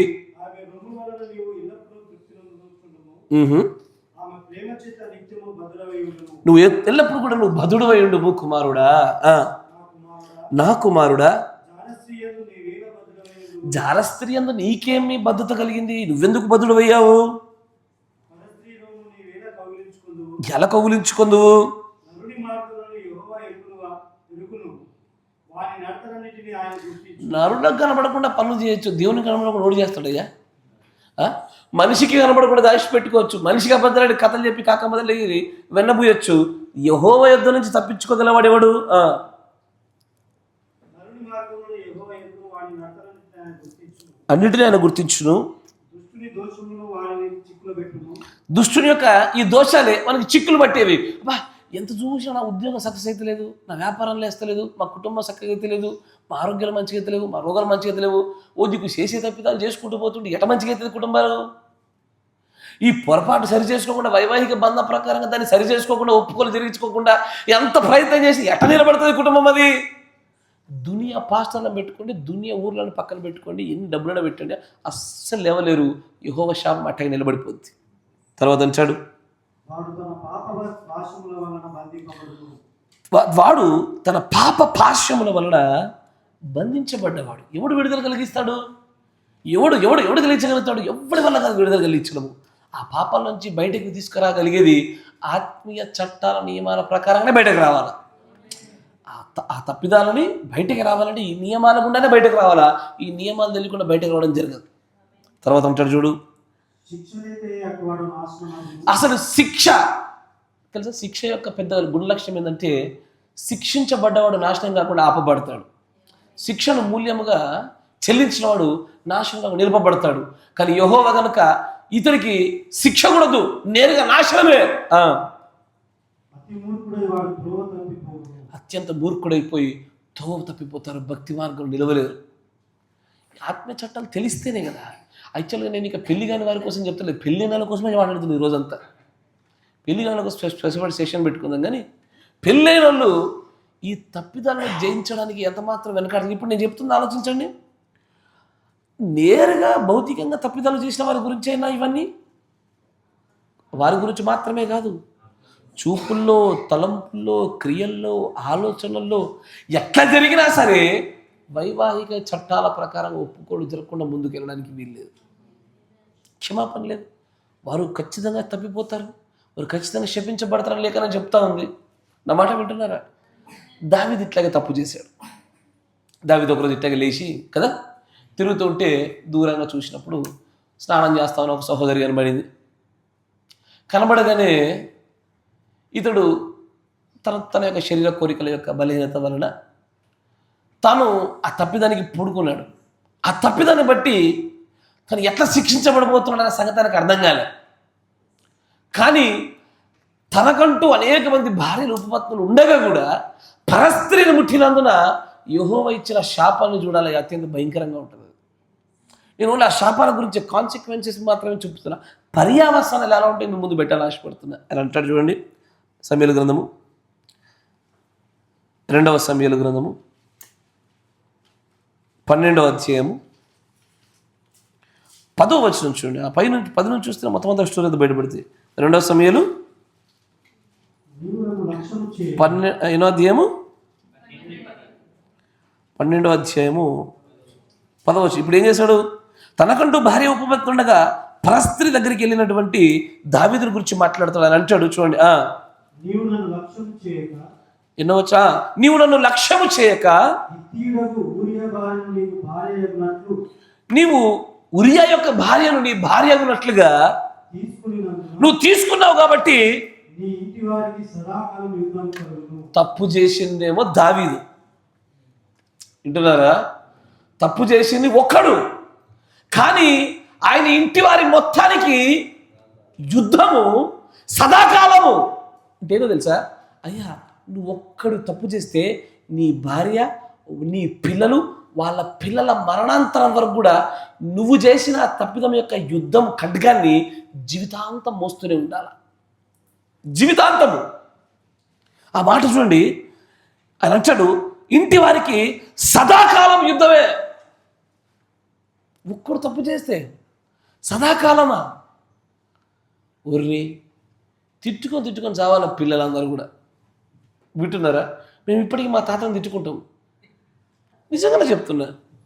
మా తాత తిట్టాకి పాపం ధారాళమైన వ్యక్తి. తనకున్నటువంటి ఎక్స్ట్రా మ్యారిటల్ అఫేర్ విషయాలు ఏం చేశాడు? తప్పది, టాపిక్ అట్లాంటిదే. ఏం చేశాడు? ఏదో ఎక్కడో దూరంగా ఒక ఊరిలో ఉన్న ఒక స్థలాన్ని పాప అమ్మగారికి రాశారు, ఆ రెండో భార్య గారికి రాశాడు. అక్కడికక్కడికి అయిపోయింది అనుకున్నారు, అంత అయిపోయింది. మా వాళ్ళకి పెళ్ళిళ్ళైనాయి, పిల్లలు మనమలు అందరూ పుట్టేసారు. ఆడు మొన్న టపి అని తేలిండు బయటికి గిట్టగా. తేలి అతని ఆధార్ కార్డు మీద మా తాతగారు తన తండ్రి గారి పేరు రాయించుకున్నాడు. ఇప్పుడు మేము నిలువ నీడుంటున్న మా తండ్రి గారు ఉంటున్న ఇంటిలో కూడా భాగం కావాలని కోర్టులో కేసు వేసిండు, గెలిచిండు. మేము హైకోర్టుకి వెళ్ళాం, మళ్ళీ గెలిచిండు. మేము ఎన్నిసార్లు కేసులు వేసి ఎంత కోర్టులకు వెళ్ళినా మళ్ళీ గెలిచాడు. హ్యూమన్ రైట్స్ నుంచి మరి తీసుకొచ్చి ఏది ఆ స్థలాలు పొలాలు ఏదో అవి కావు, ఉన్న నిలువని ఇల్లు మీద కూడా ఆయనకి భాగం ఇవ్వాలంట.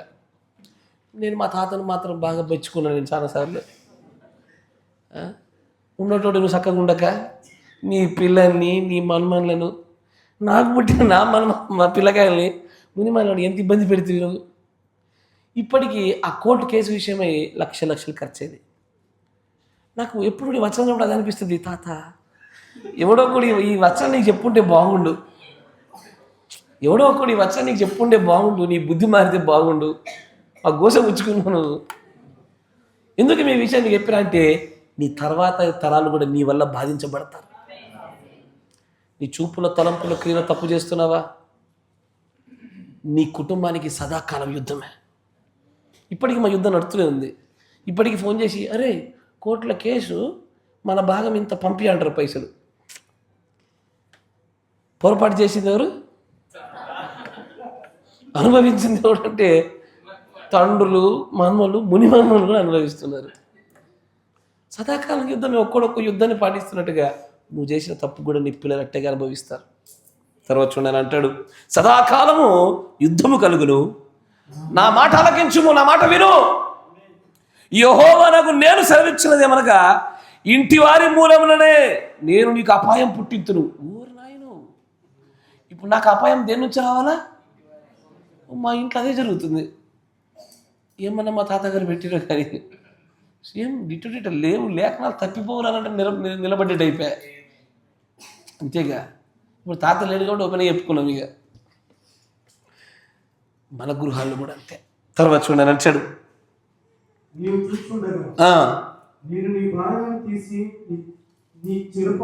చేరువానికి అప్పగించదును, పగటి యందు వాడు వారితో శయనించును. నువ్వైతే రహస్యంగా చేసావు కానీ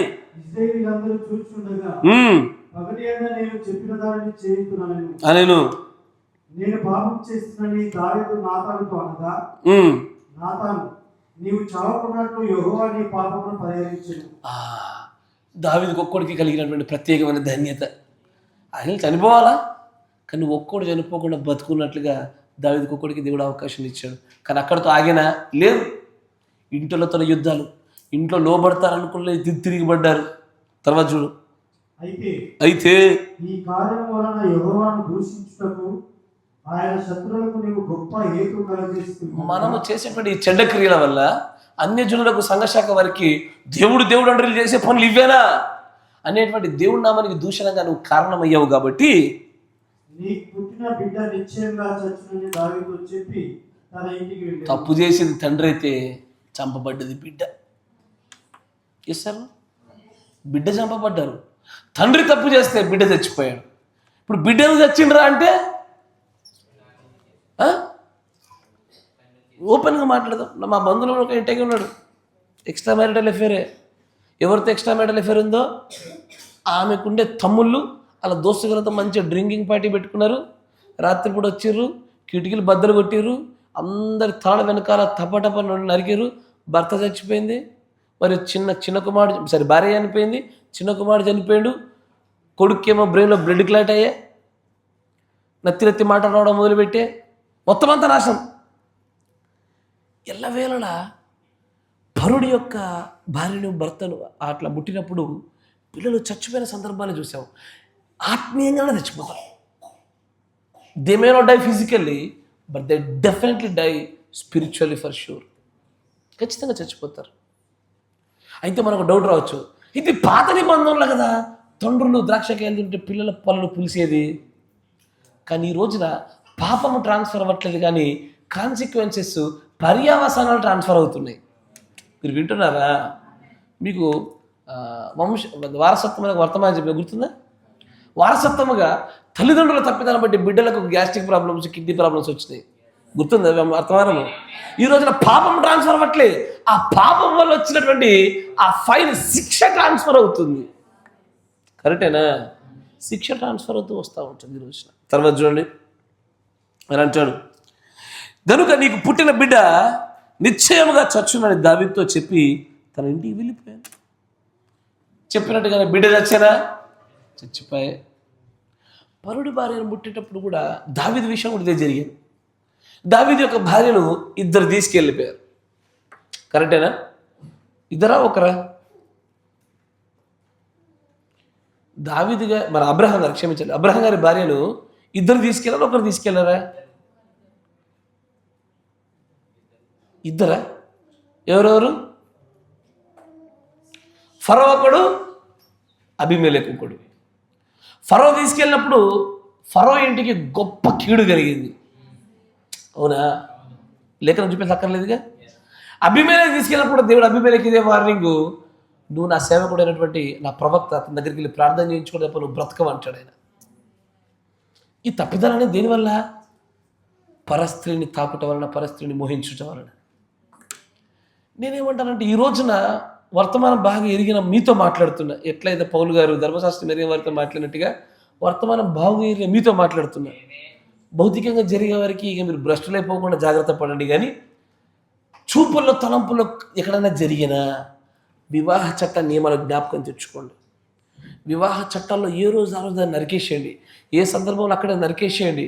రేపు పొద్దున 6 గంటల దాకా వద్దు. ఒకవేళ సాయంత్రానికి లేదా రాత్రికి నువ్వు టాపని నిద్రలు చచ్చిపోతావేమో తెలియదుగా. కరెక్టేనా?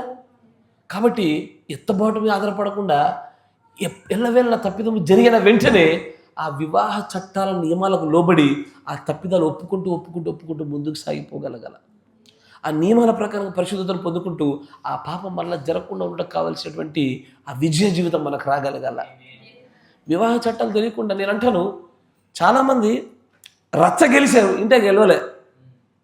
ఆత్మీయతలో రచ్చ గెలిచేశారు.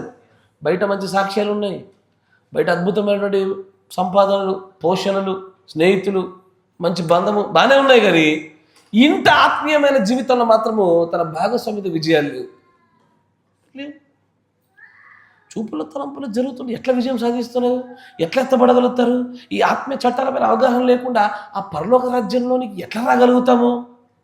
లేదే. ఇప్పుడు భార్య భర్తల్లో భార్య చేసిన తప్పిదాన్ని భర్త క్షమిస్తే దేవుడు క్షమిస్తాడు. మీరు వింటున్నారా? భర్త చేసిన తప్పిదాన్ని భార్య క్షమిస్తే దేవుడు క్షమిస్తాడు. పౌలు గారు అదే అంటారు, తల్లి లాంటి వయస్సు కలిగినటువంటి స్త్రీతో ఒకటి తప్పిదం చేస్తుంటే వాడిని ఇంకా ఎందుకు సంఘంలో ఉంచారు మీరు అన్నప్పుడు, 2వ పత్రికలో మళ్ళీ మీరు ఎవరిని క్షమించుతారో వాడిని నేను క్షమిస్తున్నాను అంటాడు ఆయన. మీరు వింటున్నారా? అంటే తెలియకుండానే వైవాహిక బంధములో ఇలాంటి తప్పిదాల విషయంలో మన ఎత్తబాటు మన భాగస్వాముల చేతిలో పెట్టేసుకున్నాం. మీకు అర్థమవుతుంది అనుకుంటా. నా ఎత్తబాటు ఇలాంటి విషయాల్లో వైవాహిక చట్ట పరిధిలో నా భార్య చేతిలో పెట్టేసిన నేను.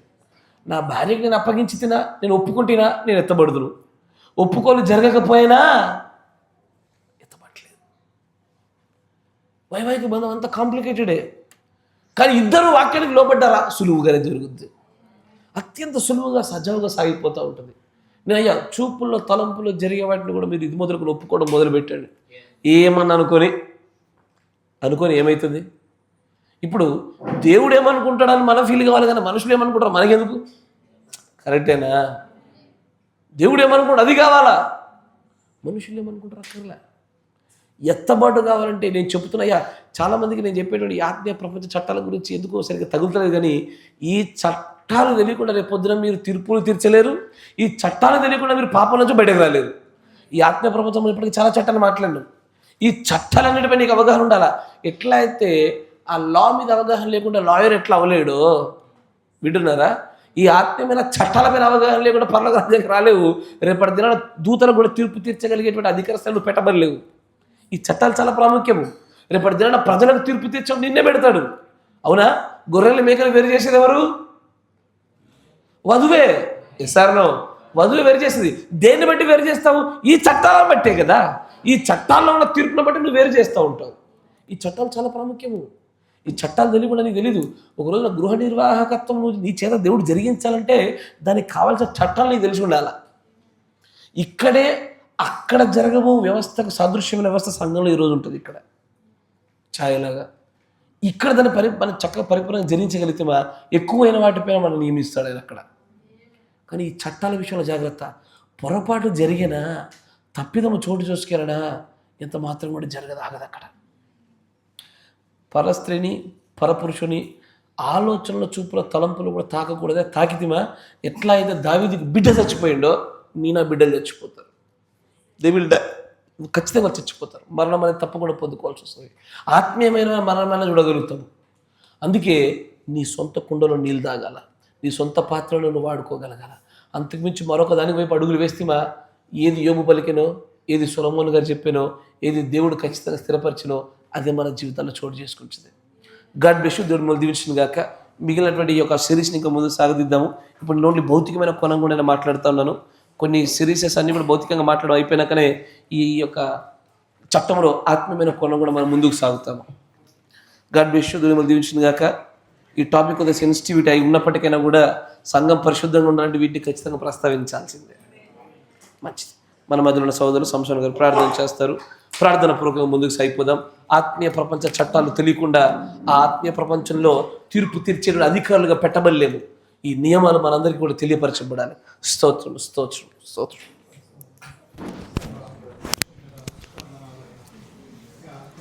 మొగరించి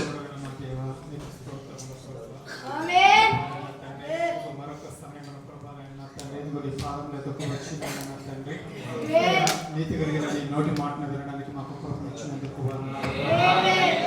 నీ మాటల చేత ప్రభావ మేము పవిత్రులుగా బ్రతుకున్నట్లుగా ప్రభావ మమ్మల్ని జ్ఞాపకం చేసుకున్నందుకు కృతజ్ఞతలు.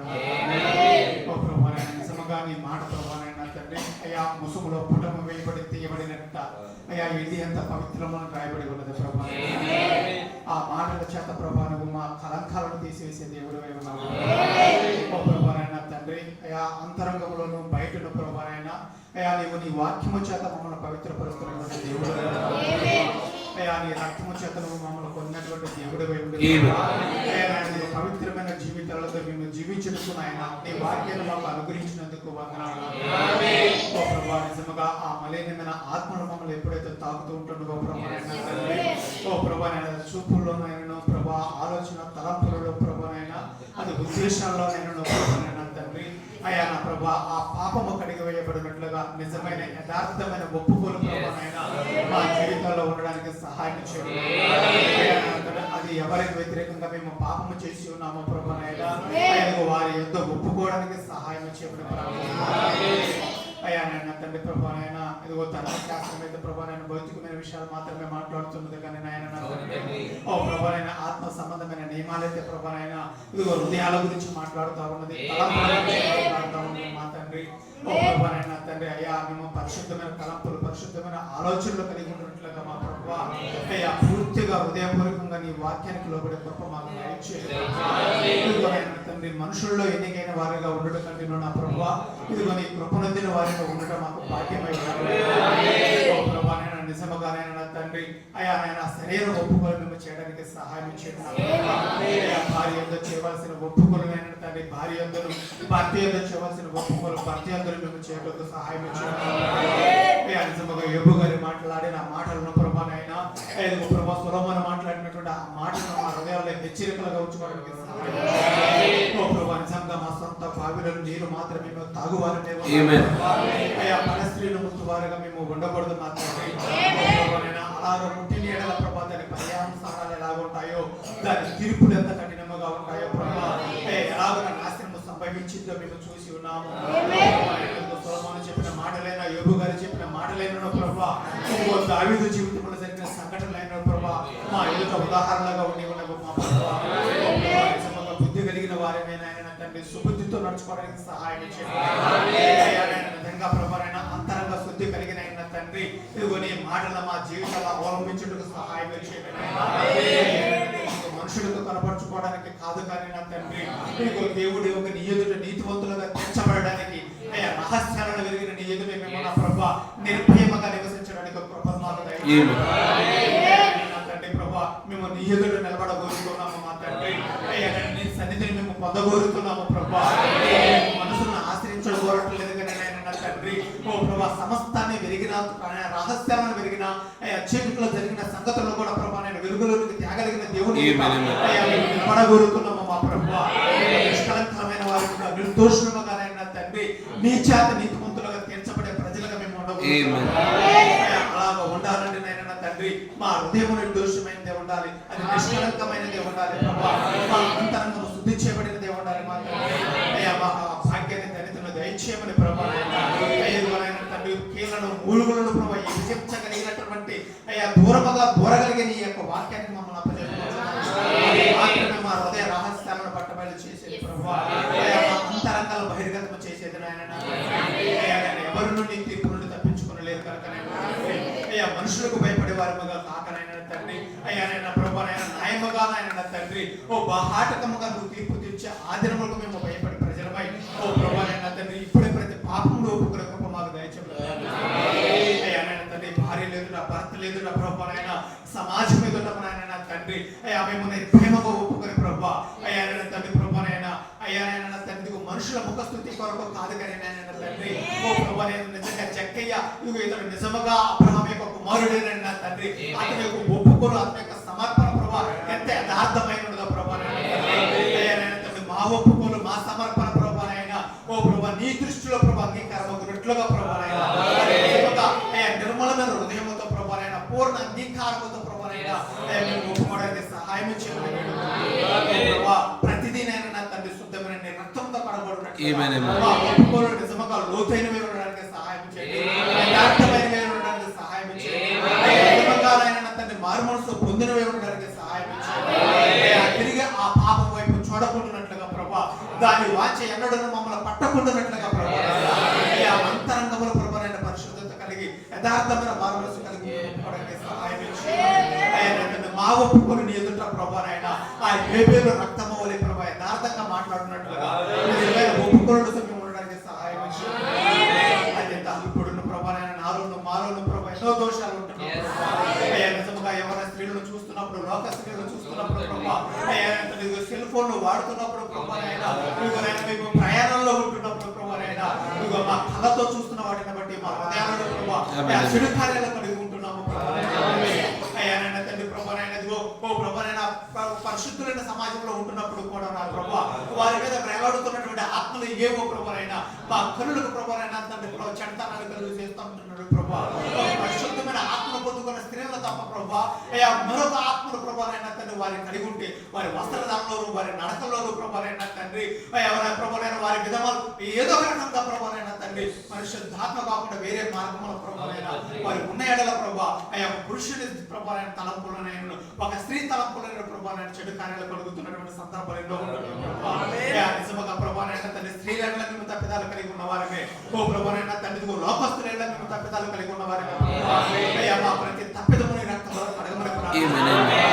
అయ్యా నిజముగానైనా తండ్రి ఓ ప్రభానైనా ఇదిగో ఈ శరీరంలో ఉన్నాము ప్రభా ఆ గ్రంథులు మాలో పనిచేస్తూ ఉంటున్నావు ప్రభా ఓ ప్రభా ఈ గ్రంథులు ఉన్నంత వరకు మాలో పొరపాట్లు జరుగుతూ ఉంటున్నాము నిజమైన ఒప్పుకున్నది మేము నిలబడడానికి సహాయం చేయమని అయ్యా అందుకొరకు ప్రభానైనా తండ్రి ఇదిగో త్వరితముగా ఈ శరీరం నుండి విడుదల పొందుతున్నట్లుగా ఆ శరీరం మార్పు పొందుకొని ప్రభానైనా ఆ యొక్క పరిపూర్ణమైనటువంటి నిర్దోషమైన శరీరము ప్రభా నీ ద్వారా సిద్ధపరచబడినటువంటి అయ్యా ఆ నిష్కలంకమైన శరీరములకు త్వరగా ప్రవేశించుటకై అయ్యా మేము త్వరపెట్టబడే ప్రజలుగా ఉండడానికి కూడా మాకు సహాయం చేయమని దేవా అయ్యా నాన్న తండ్రి ఇదిగో ఈ నీ శుద్ధ జలము చేత మమ్మల్ని కడుగుతున్నందుకు వందనాలు దేవా ఈ నీ వాక్యాన్ని ఈ నీ శుద్ధ జలాన్ని మా హృదయాలలో తీసుకొని ప్రభా మా హృదయం అంతటను పరిశుద్ధపరచుకున్న అయ్యా మా జీవితాల ప్రభా నీ వాక్యం చేత శుద్ధి చేయబడినవై ఓ ప్రభా అది ఎప్పుడు నాయన తండ్రి నీ వాక్యం అంతా తలతలగా పెంచే కృప మాకు అనుగ్రహించమని అయ్యా తండ్రి ఇక్కడ ఉన్న నీ పిల్లలందరినీ ప్రభా నన్ను మమ్ములను ప్రభా నాయన ఆ నీ శ్రేష్టమైన వాక్యం క్రిందకు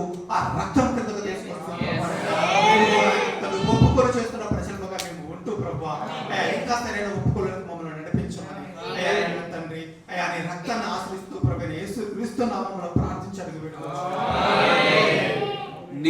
పరిశుద్ధుడా, సర్వశక్తి సంపన్నుడా, నిజముగానే నీ సన్నిధిలోనికి ప్రభావం వచ్చినప్పుడు నా వ్యక్తిగత ఉద్దేశం బట్టి ప్రభా నేను మాట్లాడాలని ఆశించినటువంటి అంశం ఒకటే ఉండగా, చుట్ట చివరి గడియల్లో ప్రభా నిజముగానే నువ్వు ఏ ప్రేరేపణని తన హృదయంలో బలంగా పెట్టి ఉన్నావో, నిజంగానే తండ్రి యేసయ్య నీ తలంపులలో నీ నిర్ణయాలలో నువ్వు ఎన్నుకొని కడుక్కున్నటువంటి ఈ సంఘాన్ని ప్రభావం నియంత్రించడంలో ప్రభా నీవు మాత్రమే నిజమైనటువంటి ఆయన ఆ మార్గదర్శి నిలబడగలుగుతా ఉన్నాడు. ఈ సంగతులు ఈ ప్రియమైనటువంటి ఈ సంఘంలో ఎంత మాత్రం నిలబడకుండా ఉండాలని, ఇలాంటి పాపములకి ఎన్నడూ కూడా ప్రభువా వీరి మధ్యలో కనపడకుండా ఉండాలని ఆశించి ఉన్నావు నాయన. కనుకే వ్యక్తిగా నేను ఆశించిన దానికన్నా నీ నిర్ణయాలను బట్టి ప్రభా మాట్లాడింపజేసి నీ అంశాన్ని బట్టి నీకు వందనాలు. దయచేసి ఈ నీ ప్రియమైనటువంటి పిల్లల ప్రభా ఏ దోషము లేకుండా ఉండబడడానికి సహాయం దయచు. ఆత్మీయమైనటువంటి ప్రపంచంలో ఉండేటువంటి ఆత్మీయ చట్టాల ప్రకారంగానే మేము తీర్పు తీర్చబడతాము, తీర్పు తీరుస్తామన్న నియమాలలో మీరు సమస్తమును గ్రహించగలిగినటువంటి ప్రత్యక్షత మీరు దయచు. క్రియాత్మకంగా జరుగుతున్న వారు మాత్రమే కాదు నాయన, ఆత్మీయంగా చూపుల్లో తలంపుల్లో ఆలోచన ఎట్లా జరిగినా కూడా నాయన వీటి విషయాల్లో మా పరిశుద్ధతను మా యొక్క ఘటమును మేము కాపాడుకున్నట్లుగా ఈ వివాహ చట్టము గుండానే దాన్ని జయించే భాగ్యము ఈ వివాహితులకు దయించమని ప్రార్థిస్తాము నాయన. ఈ నియమాలను ఎక్కడ కూడా ప్రభా నీ ప్రేమైన పిల్లలు చిక్కుబడకుండా ఉండనట్లుగా నీ నాయన మాకంటూ ప్రభా నాయన నిజంగానే నీవు మాకు అనుగ్రహించినటువంటి తండ్రి ప్రభా ఒక గొప్ప అడ్వకేట్గా నువ్వు మాకు పనిచేస్తా ఉన్నావు, ఒక గొప్ప సంచకరంగా మీకు మా కోసం నిలబడి ఉన్నావు నాయన. మా నిమిత్తం మీరు నిజంగానే వాదించేటువంటి దేవుడుగానే ఉన్నావు.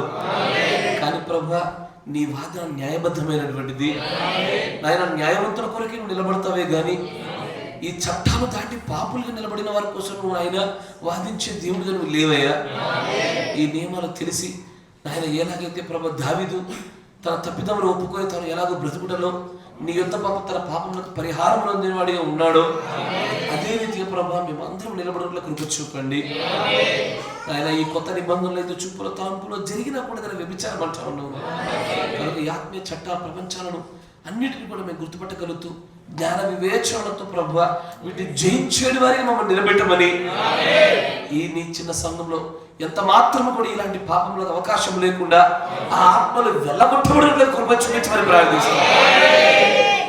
ఏ ఒక్క వ్యక్తిలో కూడా ప్రభు ఈ యొక్క ఆత్మ నిలబడకూడదు. కృప చూపండి. నీ రక్తంలో కడిగిన ఈ సంఘాన్ని మరొకసారి మీరు ప్రక్షాళన చేసి పరిశుద్ధులుగా నిలబెట్టమని ప్రార్థిస్తాను.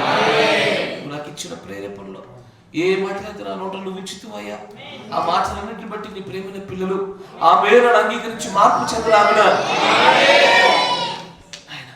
వీరు తమ జీవితాలను కట్టుకునే భాగ్యం అందరికీ కలిగింపచేయమని నీ చిత్తమును బట్టి మరొకసారి మేమందరం కూడా కలుసుకునే అవకాశం అనుగ్రహించమని ప్రభువైన యేసుక్రీస్తు నామములో ప్రార్థన చేయించున్నాము. ఆమేన్. God bless you. దేవుడు మిమ్మల్ని అందరినీ కూడా దీవించును.